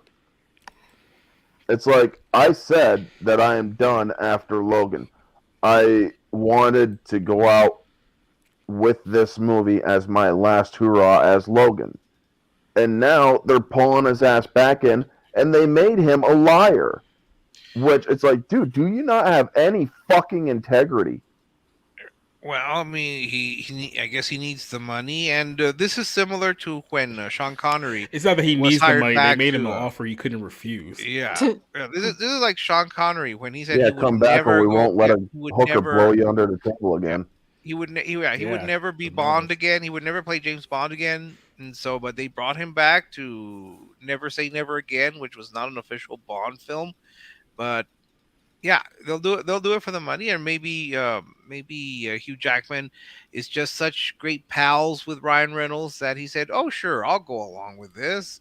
Yeah, so my character had a farewell that moved fans, and we got to say going to say goodbye to him in a dignified way. But no, hey, let's have this goofy moment. Let's have all this goofiness with Wolverine and Deadpool together again at last. I don't know. It's not in the Hollywood tradition to go out at the height of your glory. Yeah. To be fair, it's become more commonplace to see like people try to push it and push it and push it, and they end up leaving a bad taste in your mouth, maybe in more than one way. One actor has decided to actually go out on a high note, and that was Chris Hemsworth, but he's doing it for very personal reasons. Yeah. I gotta be honest with you. The Extraction 2 movie, I'm actually kind of excited in seeing, because I actually did like the first Extraction movie, and all we've seen from Chris Hemsworth is like these really just goofy, just downright terribly written characters, like in all the Thor movies and like Men in Black and all. Yeah, Ghostbusters. I actually want to see if he can be a halfway decent like action star, and so that's why that was not a Ghostbusters film, Rick. Don't make me slap you. it would be the first time I've gotten slapped by someone here, but no, I mean he was in the movie that was called Ghostbusters, where he was the himbo. They called it Ghostbusters. It wasn't Ghostbusters. It was an Ghostbusters attempt Light. at Ghostbusters. It was a non-canon Ghostbusters story. It's not a Ghostbusters story. It was an attempt at Ghostbusters. Get with the reality, folks. Wasn't Phil Lord and Christopher Miller, weren't they originally associated with Deadpool? They just are not attached to this third one, and so that's where the She-Hulk writer came in. Yeah, that's where I thought those two guys. I think they were attached to the first one, weren't they? I'm not sure if they were attached to the second one. I mean, if they're doing the whole multiverse thing, they might as well have that other guy that voiced Deadpool come in and that did him in the video game come out and do him as or come out and be another version of Deadpool. I mean, that might be interesting. Oh, like a Spider-Man Homecoming kind of thing.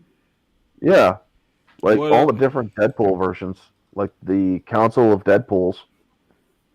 Well, we're done with councils. I mean, we just did the Council of Kang, and then maybe that's not happening anymore now due to legal issues. So I don't think we need any more councils of anything at this point. Look, I've gotten to the point with the MCU where it's like, look, y'all need to just wrap this up. Like you've already gone past the point of like I feel Cassie will understand this. You know, when you're like watching like a really long wrestling match that goes on for like 35 minutes, but it stopped being good after like minute 15. They just didn't know how to like stop the match. It's like you've already passed the point where you've lost the crowd already. Like, wrap it up, go home, admit that it's done. Like, just stop. Well, not only that, I mean, what other Thanos with the Infinity Gauntlet was like the biggest threat. I mean, you could have Galactus and he could fart and create the Fantastic Four, but whatever. What other threat is there besides Kang? I don't know. I read somewhere that this is like the multiverse part of the saga, so I guess it's a matter of like trying to tie up all the comics wrote them into a freaking corner. The comic version of Incursions wrote themselves into a corner to where a freaking villain had to save their asses.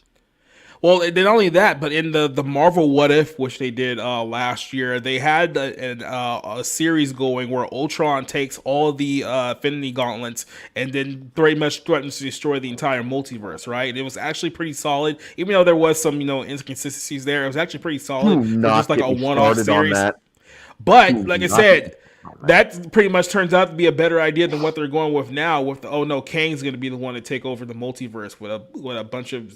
I hate to say exactly what I'm going to say here, but that's exactly what it looks like if you watch that end credit scene. It looks like a bunch of screaming monkeys in the stadium together, and that's not because he's black. That's because that's literally how he was looking in the film. So the Ultron.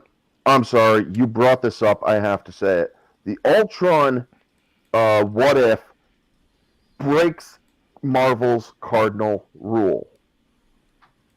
Once you leave that universe with the Infinity Stones, they go inert. That's actually something that Loki got right. They go inert. If he would have had those Infinity Stones, and he was also birthed by the Mind Stone in the MCU, if he left his own universe the second he did to go after the Watcher, he would have shut down. He would have killed himself by doing so.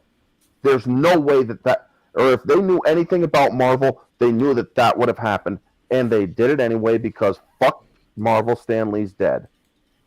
I just can't wait for them to announce either the all-black Fantastic Four cast or the all-black X-Men cast, because you're getting one of the two. There's no way that you're going to get an all-white cast for either one of those two projects. You're going to get a black trans-Siberian lesbian X-Men. That's what you're going to get.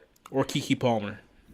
Or the Fantastic Four could be 4 Echoes, and you could have one who's Native American, one who's deaf, one who's one-legged, and one who's possibly the thing, one-legged thing, that would be totally fucking awesome. Mm-hmm. And with all those disabilities, they make up one whole ever-loving person, right? blue-eyed, one-legged thing. Yeah. So there you go. And we're it's like a Captain Planet skit. It's like all of their victimhoods come together for like just a trans woman in a wheelchair. By all your disabilities combined, I am Captain Fantastic. Yeah, no, it looks like It looks like a transgender Stephen Hawking's in a wheelchair. Yeah. that's the part of the boss. It'll be a chance for Eddie Redmayne to make a comeback then. God, he's awful. I hope he stays away. I know. Just go away, dude. Marvel just needs to fucking stop. That's all there is to it. But you need to keep the world's longest and most expensive soap opera going. No. What are all these They're kids? still What are all doing these? that with that other soap opera though. It's called The Simpsons. Well, It's like, dude, what are all these 40-year-old kids going to do if you take away their comic book movies? They could grow the fuck up and watch movies. That's what they could Exactly. do. They could grow the fuck up. Oh, Dude, make them watch Casablanca? No, that's too much trouble for them. It's in black and white. Look, I'm at the point right now where I'm like, dude, what's the point of the U.S. dollar collapsing if we're still going to get these Marvel movies? Like, something has to give eventually, right? Like, we just can't keep going like this, or maybe we can. So. Hollywood needs to die. I think they're trying. For what it's worth, I think they're trying to find something else to kind of latch onto, and they just haven't found it. Yeah, the Chinese yen or whatever. Literally, Alex. Yep. And then unfortunately, the soap opera behind the scenes is more interesting than the one on the camera. So that's what eventually happens with all these long-standing soap operas. Mm-hmm.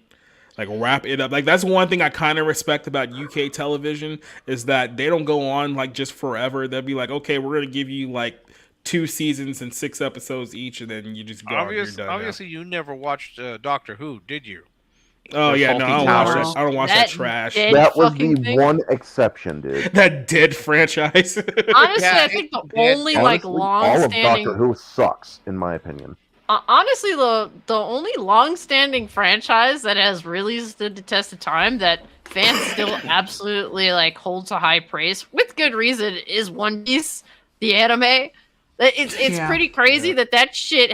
It's like over 1,000 episodes, and it's still like really well done because the creator had a long-standing vision, and he managed to see it out. Unlike the Berserk creator that also had a long-standing vision and ended up dropping fucking dead. And apparently he told his best buddy all the shit that's supposed to happen that he was supposed to have gotten to, and to carry it out if he happens to die, which he did.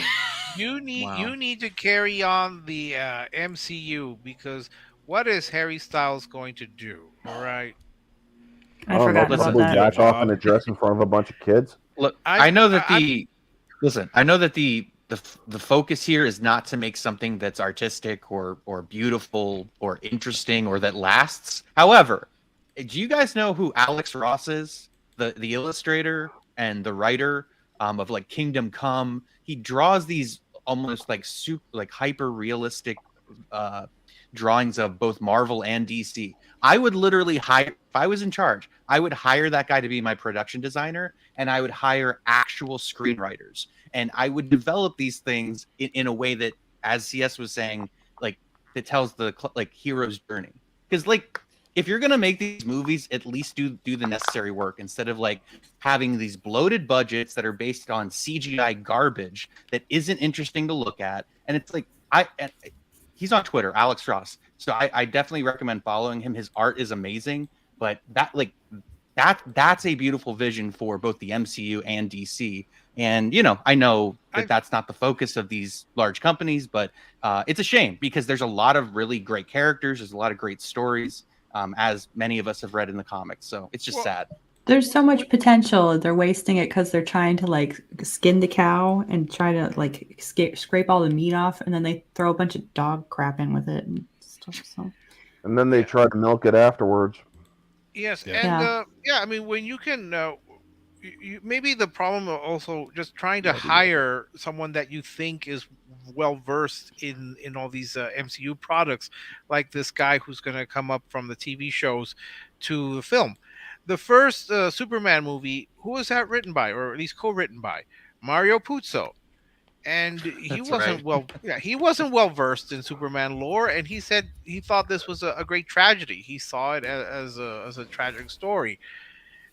His origin. He didn't see it as a fan. And so you could have a well-written superhero story.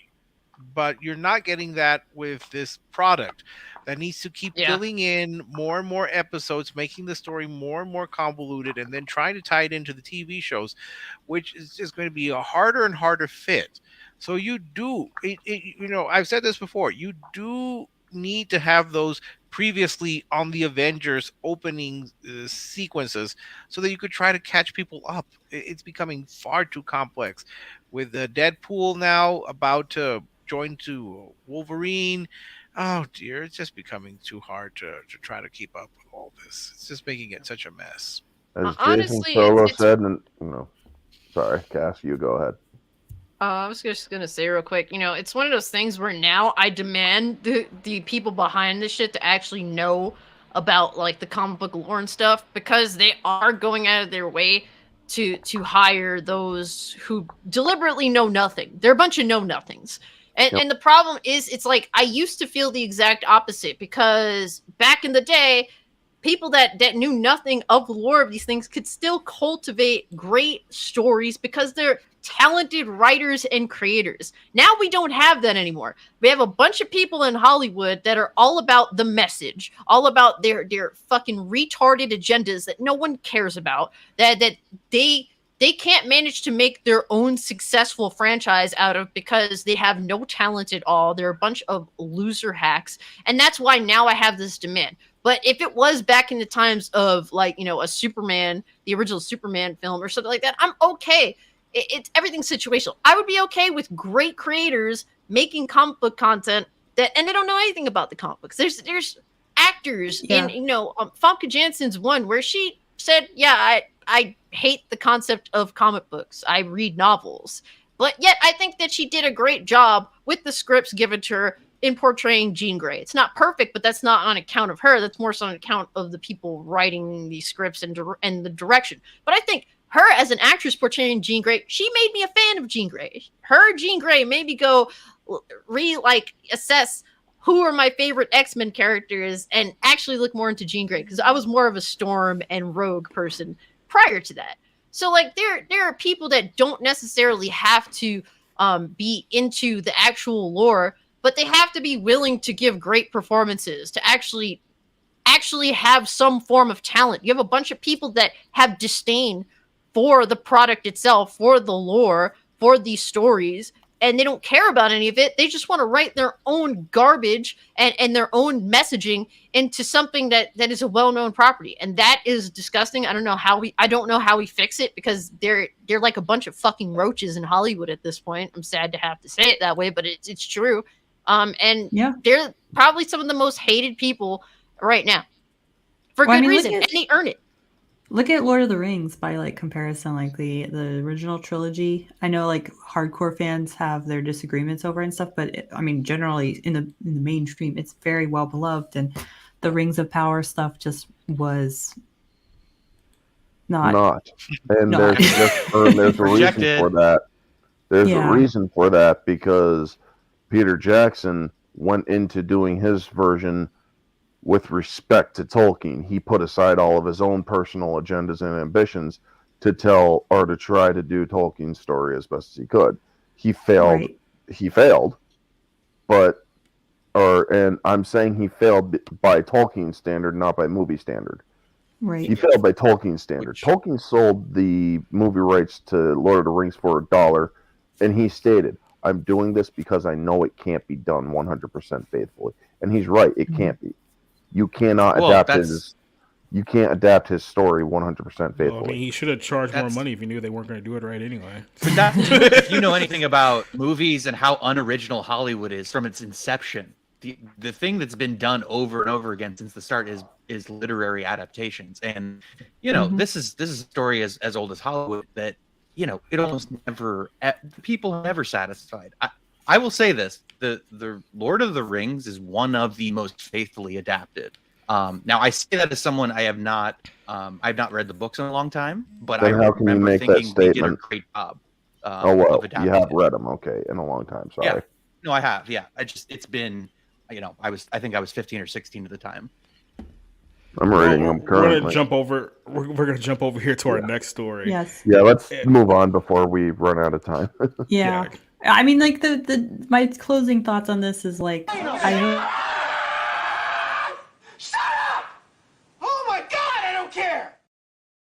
So Daniel Radcliffe, we'll talk about Harry Potter. So Harry Potter here had a very interesting statement that he made not too long ago. So like Hollywood, the entire entertainment conglomerate right now is really pushing the whole drag queen thing, and especially with children, because it's like you really have to get those kids.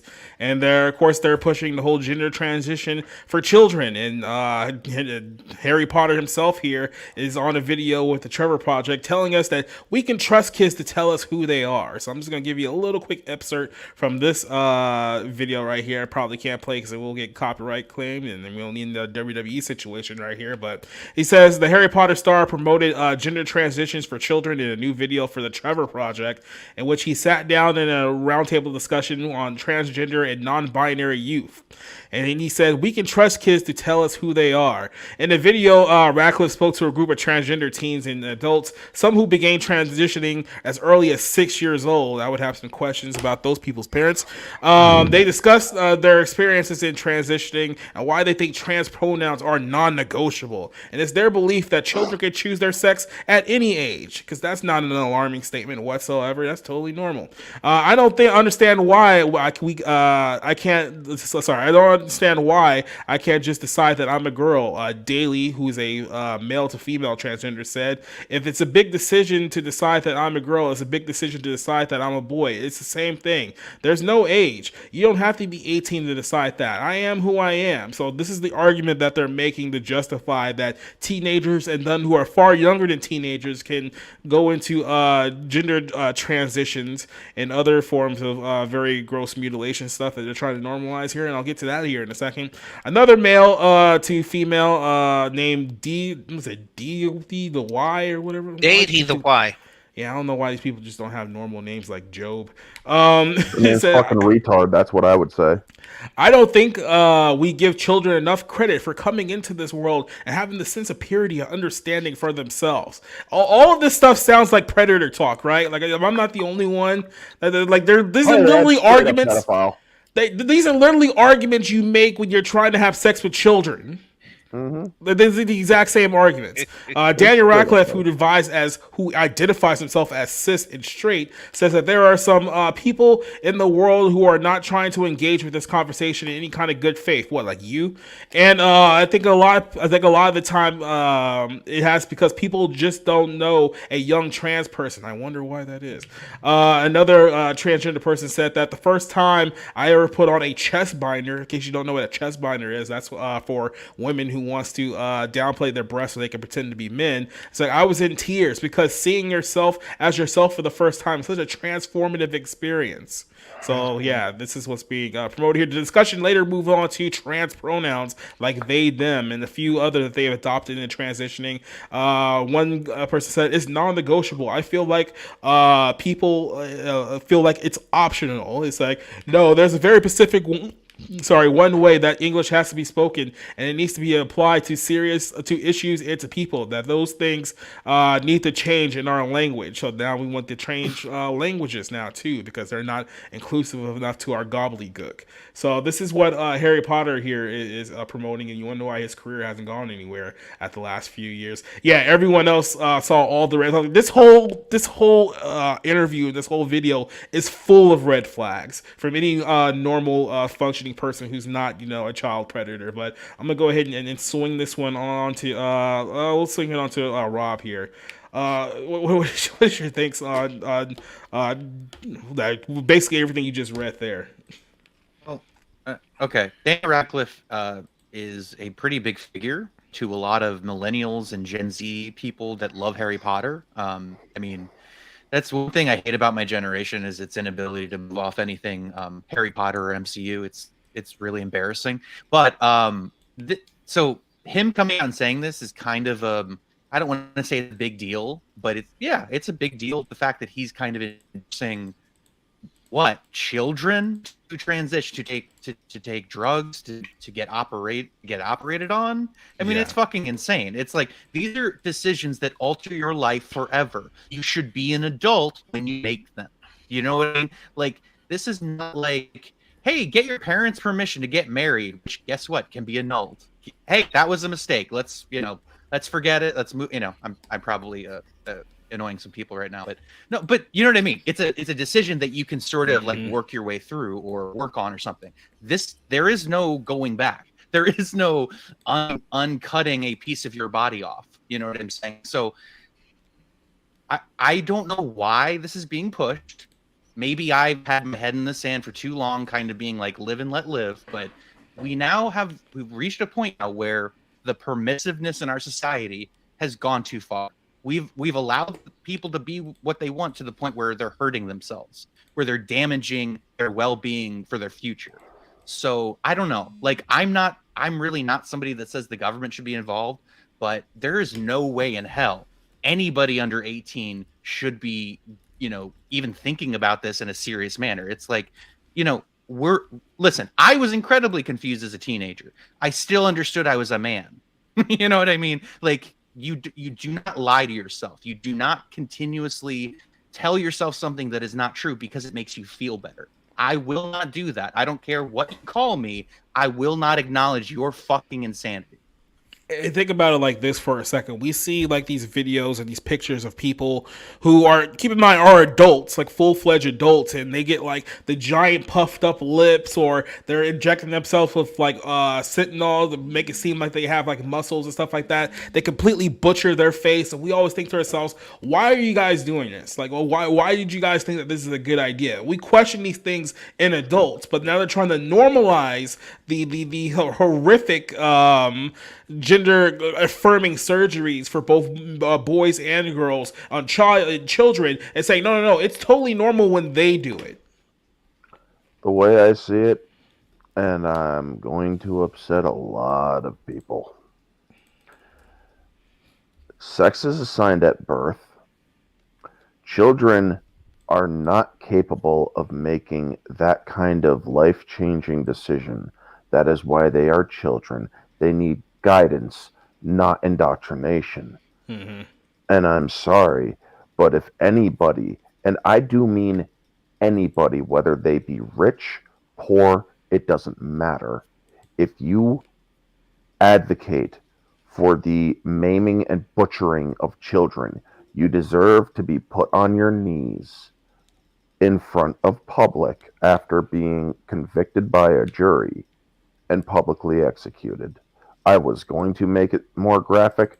I'm not going to, for respect of this channel. So, but the point is, Idaho just brought back the firing squad. I am sick and tired of how this world has spun so far out of fucking control that this shit needs to end. And honestly, there needs to be a fucking purge, because this has gotten that far out of control where it is becoming destructive to society and to future generations. They do not know better. Children do not know better. Mm-hmm. They need guidance. And if they are, or if they don't, or if they think they're the opposite gender, they need to be put in front of a fucking psychiatrist and told, you may feel that way, but it is a freaking phase. You do, or you are what you were born as. And we will help you understand it. We will help you live with it. But you know what's sad too? That the actual people that are supposed to assist, like children and adults, come to reality, will actually play to this bullshit too. That's where it also becomes concerning. Oh yes, I mean, for anyone who saw the that 2020 interview with Jazz Jennings, Jazz's doctor said, she's 100% a girl. There's no doubt. She's 100% a girl. This is a medical professional who saw that Jazz Jennings has a penis and had to have puberty blockers and to prevent facial hair and all that, and saying that Jazz Jennings is 100% a girl with a penis. And if the medical profession says this, if a doctor actually says this, what opportunities do other people have who don't have those lofty degrees? That aspect, that thing that Harry Potter said about we can trust the children to tell us who they are. That's troubling to me, and I don't know. I probably most of you don't remember the McMartin daycare case trial. Oh, the James Woods movie. Yes. Yeah, they made a movie about that. Yes. Yeah. If you remember, they were one parent accused an employee of child abuse, sexual abuse, and then it from that spun all of these very bizarre stories about animal sacrifices, satanic rites, forcing them into group orgies and underground tunnels, all of this. And what did the adults and the investigators and the press say? Believe the children. You have to believe the children. The children, don't lie. They might not. Yeah. They might not literally come up with these stories of them being flown to Mexico to be raped and then brought back the very same day, or within hours. But they can be kind of led, because the investigators were asking very leading questions, then they were really implanting these ideas. So every time I hear someone say, like Daniel Radcliffe say, children can tell us who they are. No, they can't. Children are learning from parents. Children learn from society. Children learn from what they see. And what they're seeing now are people like Jazz Jennings being celebrated. I hate to bring it up, the Dylan Mulvaney being celebrated. And you also have 12-year-olds who can say, I'm 12-year-old non-binary. I don't think children come up with the concept of non-binary, gender fluid, gender queer. They can't even read when they're like most kids don't even know how to do math and English and none of that stuff at 6 years old. Exactly, and it's troubling to me that you could make that kind of argument and say that at 6 you already know that you can change. This person, the 6-year-old, was saying, I think, that you can change. I can choose my gender. I can choose to change my gender. I can't change my gender any more than I can change my height. I can't change. I really can't change much about me physically. It's like, imagine this here for a second. Imagine saying that, well, you know what? 6-year-olds understand more about sex than you realize. Who outside of a pedophile would actually make that argument out loud? Yeah, I can promise you that at 6 and at 12, I did not have any concept of non-binary, gender fluid, what have you, because those concepts really did not exist. They did not exist until now. They don't exist now in reality. They've been created. You could They're argue delusions. they've been created. But that aspect that troubles me when well, I would need a height increase. I'm only 5'7", people. Remember the episode where you got to play basketball? But I have a half-inch on you, damn it! I will use it to my advantage. It's the white part. You have to remember, you're only half Puerto Rican. I'm all Mexican, so I've got that disadvantage. But the point being, I don't think we should just trust children and for them to believe, because think about it. Again, during the McMartin trial, none of the parents, none of the adults ever questioned the really bizarre and outlandish stories. One of them said that they saw one of the accused teachers literally levitate, but this is around. Listen, this goes back to the fact that, first of all, I'm paraphrasing here, but kids don't know anything, especially that kids. Okay, it's Mad Men about young people. Young people don't know anything, and in talking about kids, it's like they don't fucking know anything, and they take so much from society and the media and their parents, and they just regurgitate it back out, and it's nonsense. Like, this is a very common behavior with children, and the fact that as a society we're like, hey, we need to listen to what these important children are trying to tell us. And it's like, what the fuck is wrong with you? Tell them what time to go to bed, when to eat their dinner, when to fucking take a bath. There's a bunch of adults that are still fucking children in their own right. What they're promoting, what asshole piece of shit dudes like this are promoting in the grand scheme of things is never giving these children the opportunity to become an adult. Because the main proprietor of what propels you into adulthood as a human being is accepting yourself. And that's what these people are literally trying to take from children. When I was a kid, guess what? I wanted my parents to call me that character right there when I was like 9 or 10 years old. That is future Trunks from Dragon Ball Z.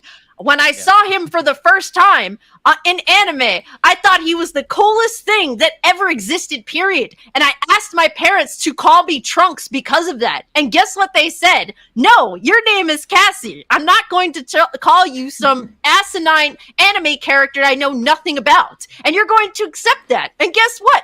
I said, okay, Mom, I understand. I'm going to do what you tell me to do because I don't want to get the shit kicked out of me if I get disrespectful. And that's how it happens. And you know what? I'm a tomboy.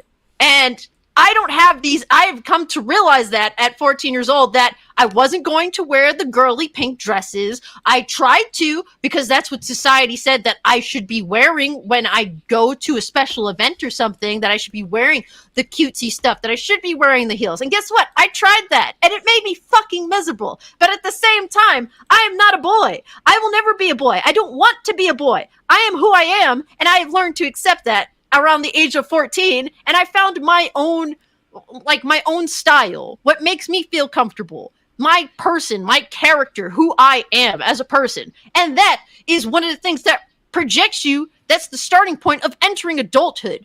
We want to be all of these things that we're never going to be. We have all of these thoughts in our mind of what we can be, or I wish my nose looked this way, or my ass was bigger, and blah, blah, blah. But a part of becoming an adult is accepting that not everything's going to fucking go your way. Now, all these rich people, they have all this money to make all this fake shit on their face. That's why you see all these loser ass rich fucking mummies that their faces are like this, and their asses are also like this. And guess what? All that shit is fake.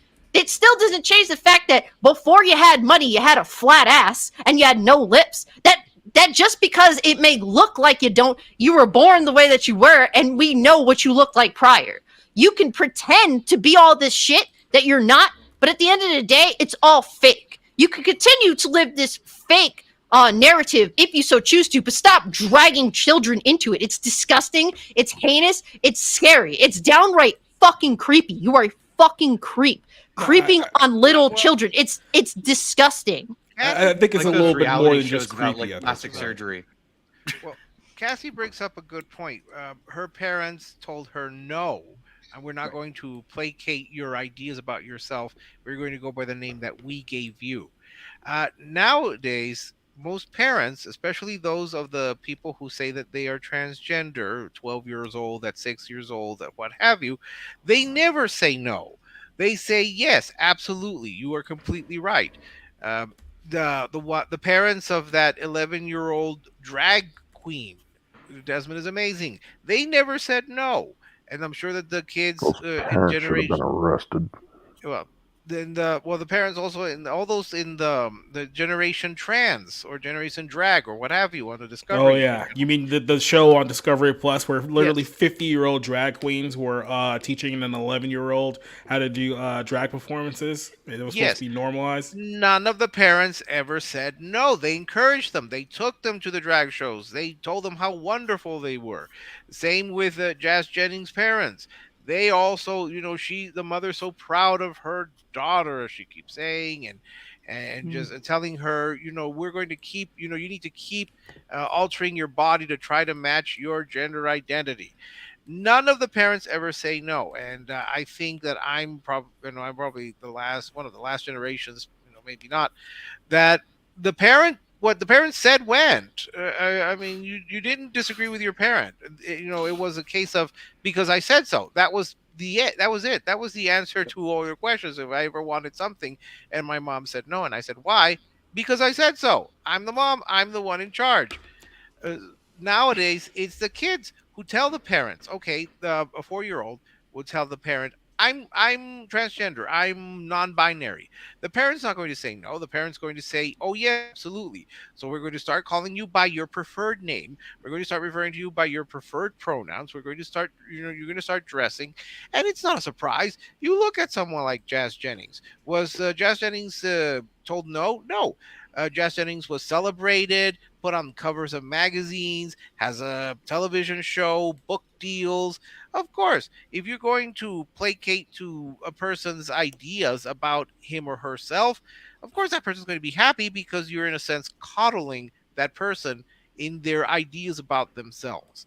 Whether or not it is the actual truth is irrelevant. I mean, you don't have to. You have my truth, your truth, their truth. It's no longer the truth. So you can. Hey, Rick. Yes. Don't you think that these parents, right, that keep pushing, like, that validate what their kids say, doesn't it? Don't they seem like frigid stage mothers? Pushing their kids to be like, in Hollywood and shit. It feels this like the exact same thing. Like, hey, you need to be famous. You're special because you're transitioning, or you're really a girl. And it's like, what's wrong with these fucking parents? Where it's not only are they validating, it's like for attention. Well, on some of them, probably it is a case of Munchausen by proxy when it comes to their kids' sexual identities. Some of them, though, would find it just the path of least resistance, and that they'll just go along. And you have to also remember, society now says, if you say that you are, if you are born with a penis, but you say you're a woman, you have to say, yes, you are a woman. I mean, Daniel Radcliffe says trans women are women. There's no biological basis on that. I mean, it's just what you think. The same reason that you have people now say men have periods, women have penises. I mean, they say this, and we're supposed to say, yes, that is absolutely correct. Your mind knows that it's enably wrong. I'll go ahead and finish this one up here so we can get to our closer. There's this Twitter meme that pops up every now and then when stories like this gets up, and it's the Simpsons one where he's pointing at the bus sign, and it goes, "It's not rocket science. They just want to diddle your kids." Like, at the end of the day, we just have to start accepting the fact that a lot of these people are just pure evil, and that's what it really comes down to. It's like, I think some of us tried to like rationalize why they're doing this to children. Why is drag queens being shoved down their throats, not just here in the United States but globally? Like, we just saw there was a picture in Canada where drag queens were helping like sign a bill in Trudeau's office. It's like, why is this a thing now? Why is this such an agenda that's being pushed all across the country? Well, I'll just put this. I put a couple of Bible verses in the chat. Now, I know some of you guys may not be let's just say very spiritual or very religious, but let's just put it this way. If you read a couple of these verses here, some of the things may make sense about what's going on here in current time, and it could just give you just a little insight of what they're ultimately trying to do here. You're not gonna like where the roads lead up. Let's just put it that way. As far as Daniel Radcliffe goes, I mean, look, he's a stooge. He's a paid stooge just like everybody else in Hollywood. He gets paid to push whatever the agenda is at the moment. This is what Hollywood has become now. It's not about, oh, who's the best actor or who has the best acting regimen. It's like, who's the best stooge? Are you going to sell out for money to push our agenda? And then if you decide to sell out, we have you by the balls until you die. That's pretty much what it comes down to. Like, that's what entertainment is now. So, well, I mean, like, I gotta say, like, I wonder if some of these parents aren't getting the money from the transitioning stuff too, like Jazz Jennings. I think Jazz Jennings' mother does profit from it. I'm sure that's part of it, but I mean, like, it's like just coming from like what I'm guessing that's part of it. There's money, there's social clout, there's something in it for them, but it's also like these children aren't going to grow up, and I mean, look at the people pushing this on them. They haven't grown up either. I mean, I've said it before. I mean, I think this is the reason why people are like, oh yeah, you can think about, whether, you're gay or straight or whatever, or your gender's different. It's because these people aren't adults either. They're just children in adult bodies that have been coddled by years of fun, happy meal, movies. And somebody put it great on Twitter this week. It's like, you're now starting to understand why we put them in the locker to begin with. So that's where we're at. Yeah. Now. Well, I mean, Movies are good. The system too, like the system, the quote unquote white industrial complex, maybe the white industrial military complex, maybe, who's in charge of social culture. They can't have people that are strong enough to break this cycle. I mean, and this is children very easy prey. They're very trusting. One of the things that my kids and I talked about this week, because my niece is coming over to visit and stuff, and she says Santa Clauset instead of Santa Claus. I thought that was funny because it's Easter time. We started seeing Easter bunny stuff popping up, and it's like I've never told my kids that Santa Claus is real, because I go to church. I go to church a lot. I like church. We go to the nativity at my church every year, and we have the candlelight service, and I've grown up doing that, and I love it. So Santa Claus is like, oh, this is what some people do to celebrate Christmas. It's based on a story of a saint. It's not real. This is just extra stuff that people have added over the years to make it more fun. And it's just fun. It's not real. And we're talking about this because my niece is younger, and they've kind of came to the realization that it's like, oh, the world will tell you lies like that. And it's like, yep. But don't worry, mommy won't lie to you. So I tell my kids all the time too, is like, your feelings can be wrong about something. Drugs feel nice, but they're not good for you, and it's just that you have to be honest with your kids, but you can't give them too much either. So sometimes when they're really persistent about topics, I'll ask them, look, I will tell you the answer to this, but if you want the answer, you get to pick whether you get the kid answer or the adult answer. And if they say the adult answer, no, because they're getting older, they like the adult answers better. I will still keep it to a kind of very clean, sanitized version of the adult answer. So, so I could say is that you are and I mean, like I've told them before, like I used to like call out when they would run out ahead in the stores, like, hey, remember the kidnapping rule? And I'd have parents look at me like, what are you talking about? And I used to laugh at that. I still laugh at that. But it's like, I've introduced the concept that if you get too far away from me, somebody will probably take you, and they will not like you, and they will not let you play video games or the computer like I will. They will hack off your body parts and sell them for money. And introducing them to this concept in kind of a light, fluffy joke sort of way. At the end of the day, don't expect any morality from the people in this industry. One way or another, they've all sold out for money.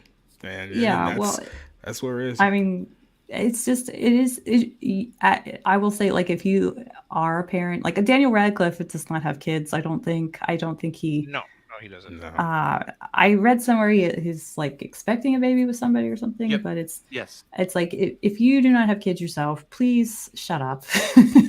Child services should be involved in that as far as I'm concerned. Child services will lead them to think that there's a mass.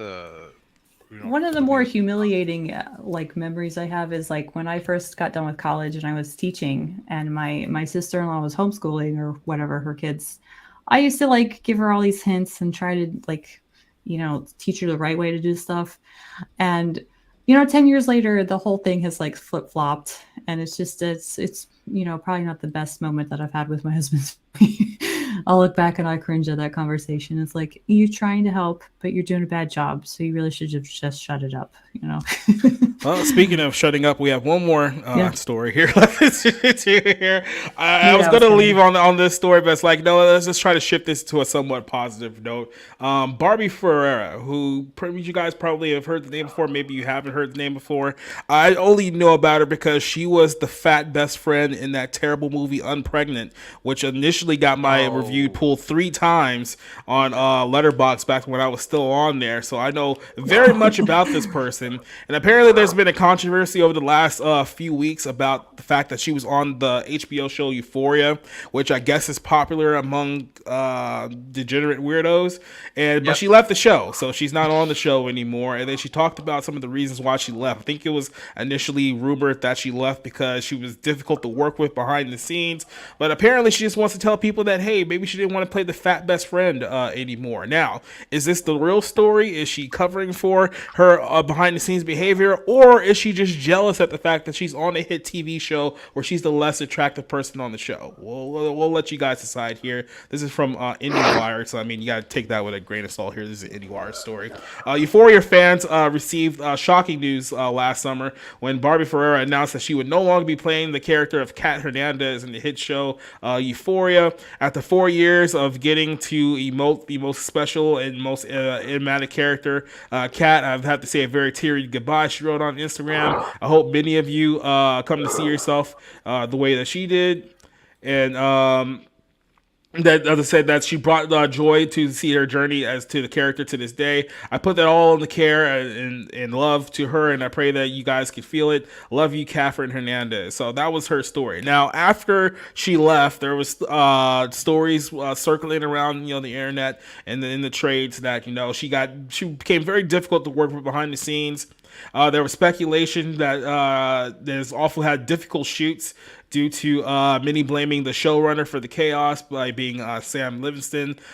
Faced several allegations about chaotic environments behind the scenes.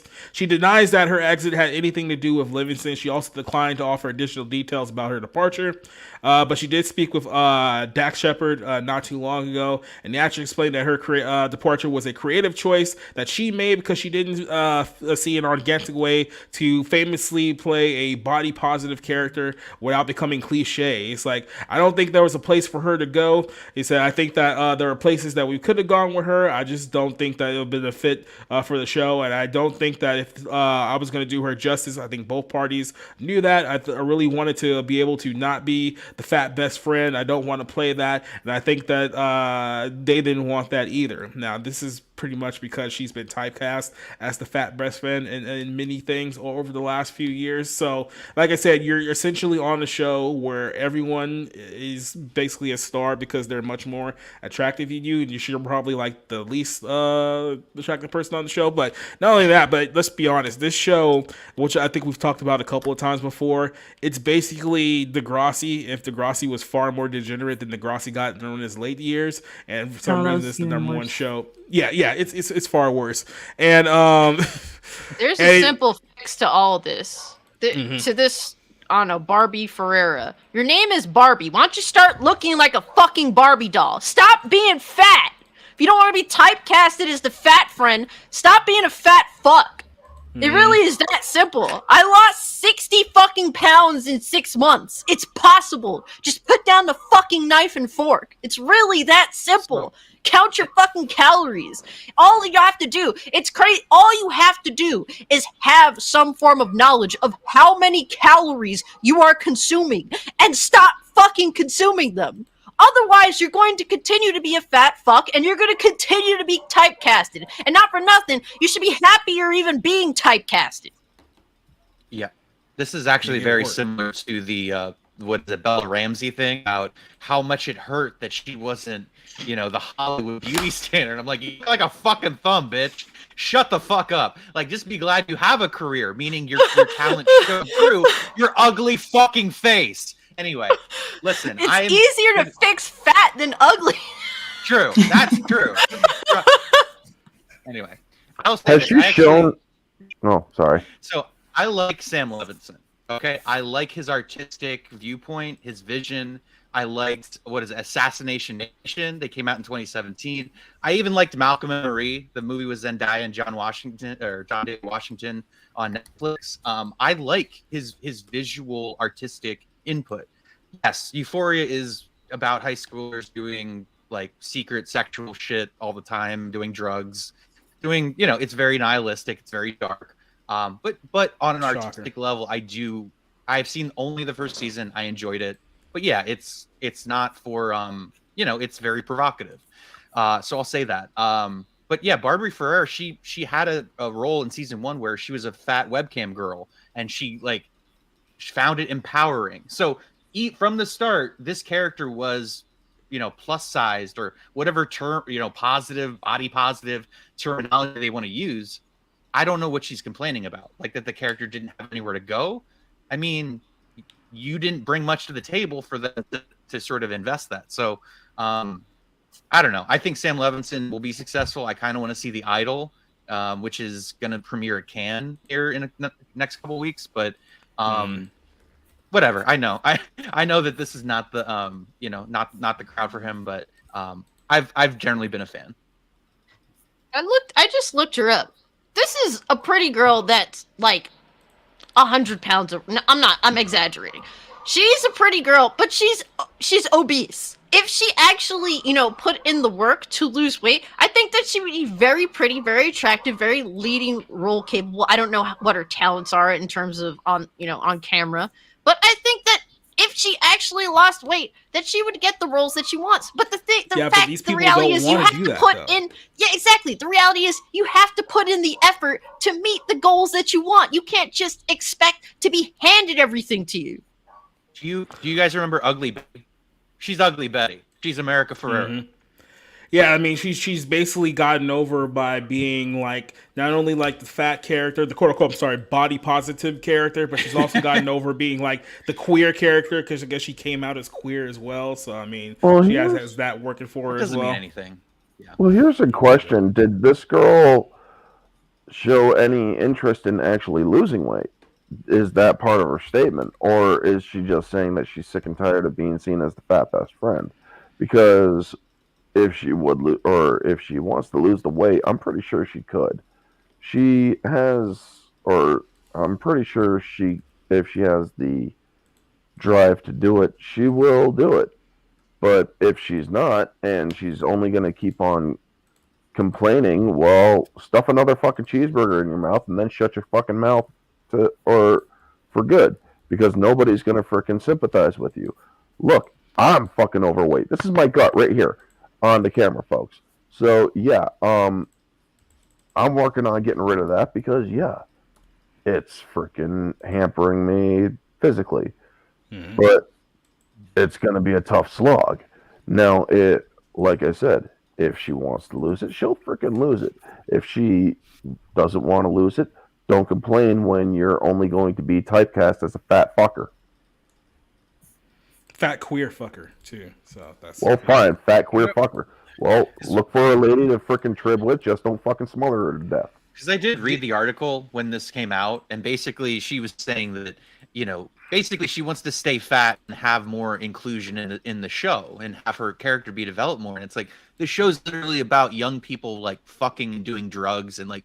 So, and part of that, whether, it's like, is whatever, is being attractive to some degree or allowing your character to go somewhere in a believable way. And, when you're sort of typecast and when your character's limited in that way, it's like, it's a very like, it's a series that shows like a lot of skin and shit like that. And so it's like, okay, are we just going to be honest that people don't want to see fat people on screen get naked? Like, yeah. Can we just be real about that? Well, so like I said, you also have to look at this from a self-conscious angle too. And even though she didn't allude to this, you have to like wonder. It's like when you're on a popular TV show where like I said, everyone else gets marks for like their looks, but you're not as pretty as like the rest of them. Does that play into your mind mentally too, where you have to like deal with all your other co-stars like in the film? I mean, on the TV show that look better than you, and then your role is the body positive like friend on the show. Well, I was going to ask, this is the show with Zendaya? Yes. Okay, which I've never seen. I don't have much to add in terms of what I think of this person. If she doesn't want to be the fat best friend, it's her right to leave the show if that's what she wants, or she could go and talk to the writers and say, hey, could you do something slightly different with me, with my character, that will not focus so much on my weight issues? It's really up to her. So I'm puzzled as to why she left. I don't know if those rumors are true about her being difficult, but again, sorry. I have very little to add because I don't know who this person is. Yeah, that's good. You don't need to.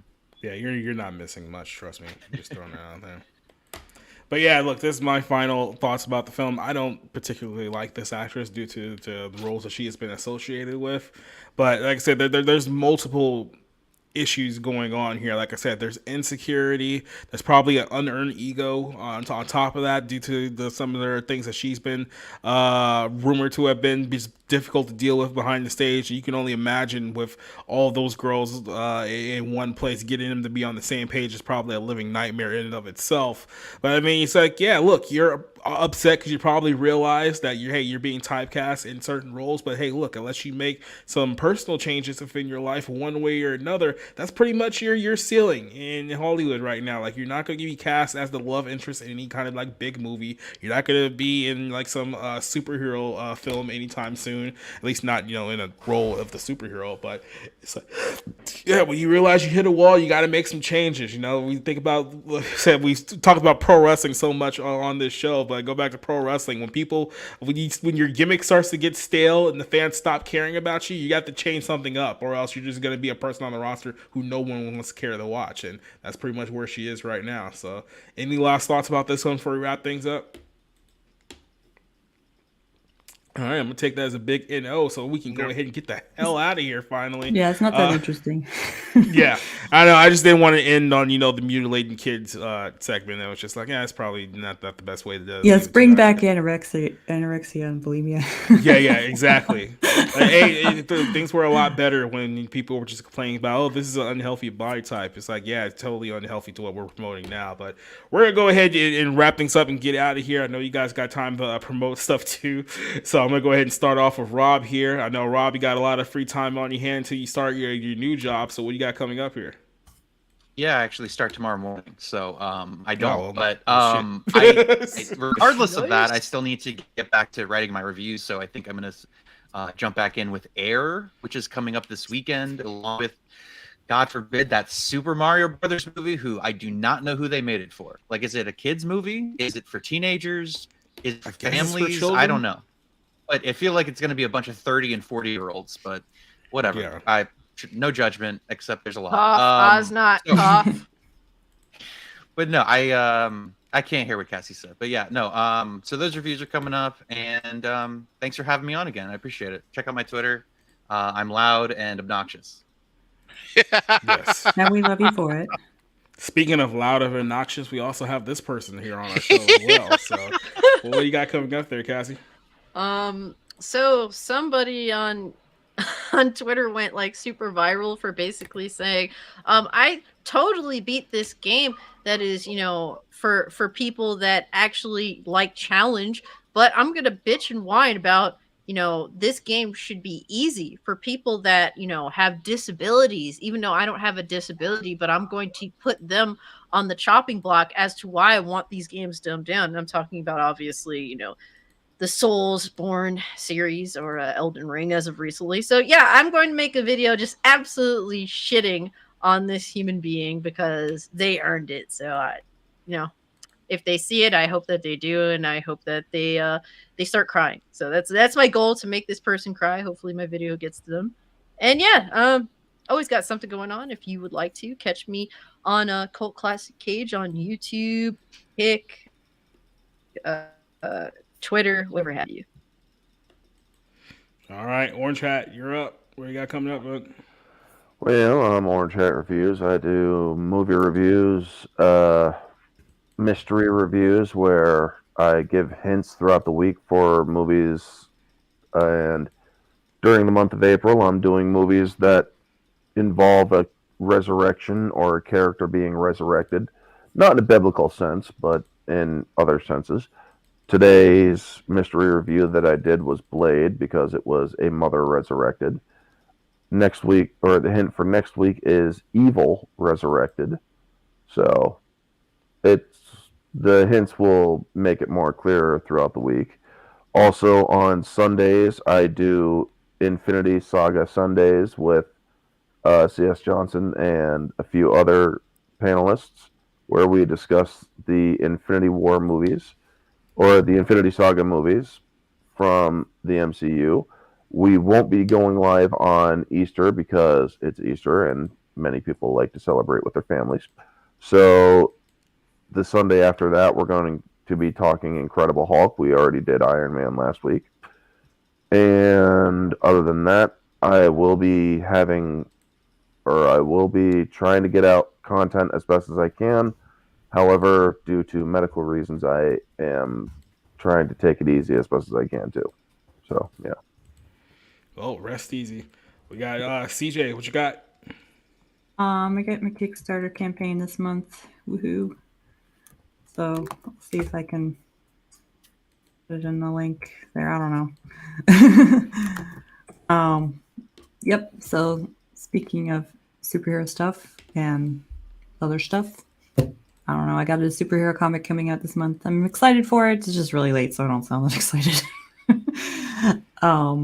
And it's about a musical superhero set here in Atlanta, and he's going after human traffickers. So if I wind up dead before I finish the series, you'll know why. So. All right. I just want to give a little shout out to Ninth Pixel, who's joining us on Rumble right now. I know Rumble was having some issues earlier this night due to all the Trump stuff. I'm glad you're joining us over there. And then, of course, Rick, you're the last one, so let's go.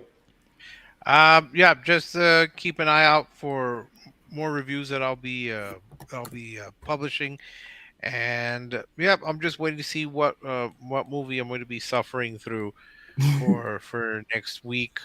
That's pretty much it. Well, okay, that was quick. So I'll let you guys know what I got coming up here. Tomorrow night, Black Pill stream, myself, Spencer, John, Cider, and Josh. We're going to be talking about, pretty sure we're going to have some kind of update on Jonathan Major, because I feel like something big is around the horizon on that story. So we're going to be talking about that one. Obviously, Blue Beetle will have a little bit of discussion there. And a couple other topics that we'll have on the docket.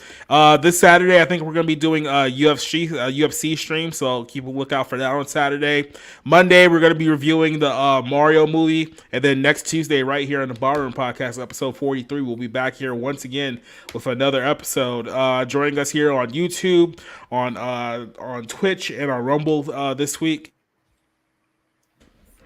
And a quick little shout out to everyone who joined us here tonight. Duke Nukem, Neo, Alex vs. Evil, JEC, Destructor, who was here earlier today, DK, who joined us on the show, Spencer, John was here. Who else do we have on the cast here today? I know that we had a few other people. Drax the Clown, who was here. Tommy Moore, who was on earlier tonight. Fisto, obviously here. Rich Lagward joining us tonight. And I think I got just about everyone. Oh, yeah, Gothic Chick. Don't forget Gothic Chick as well. So to everyone who joined us, to everyone who was in and out on all of our platforms, thanks for joining us for another week. But we're going to go ahead and get out of here, closing down on another Tuesday. So I'll see you guys Wednesday, tomorrow night on Bounding in the Comics YouTube. So until then, see you guys later. Wave to the crowd. We're going to hit Spring Yard and get the hell out of here. Adios. Bye, everybody. Bye.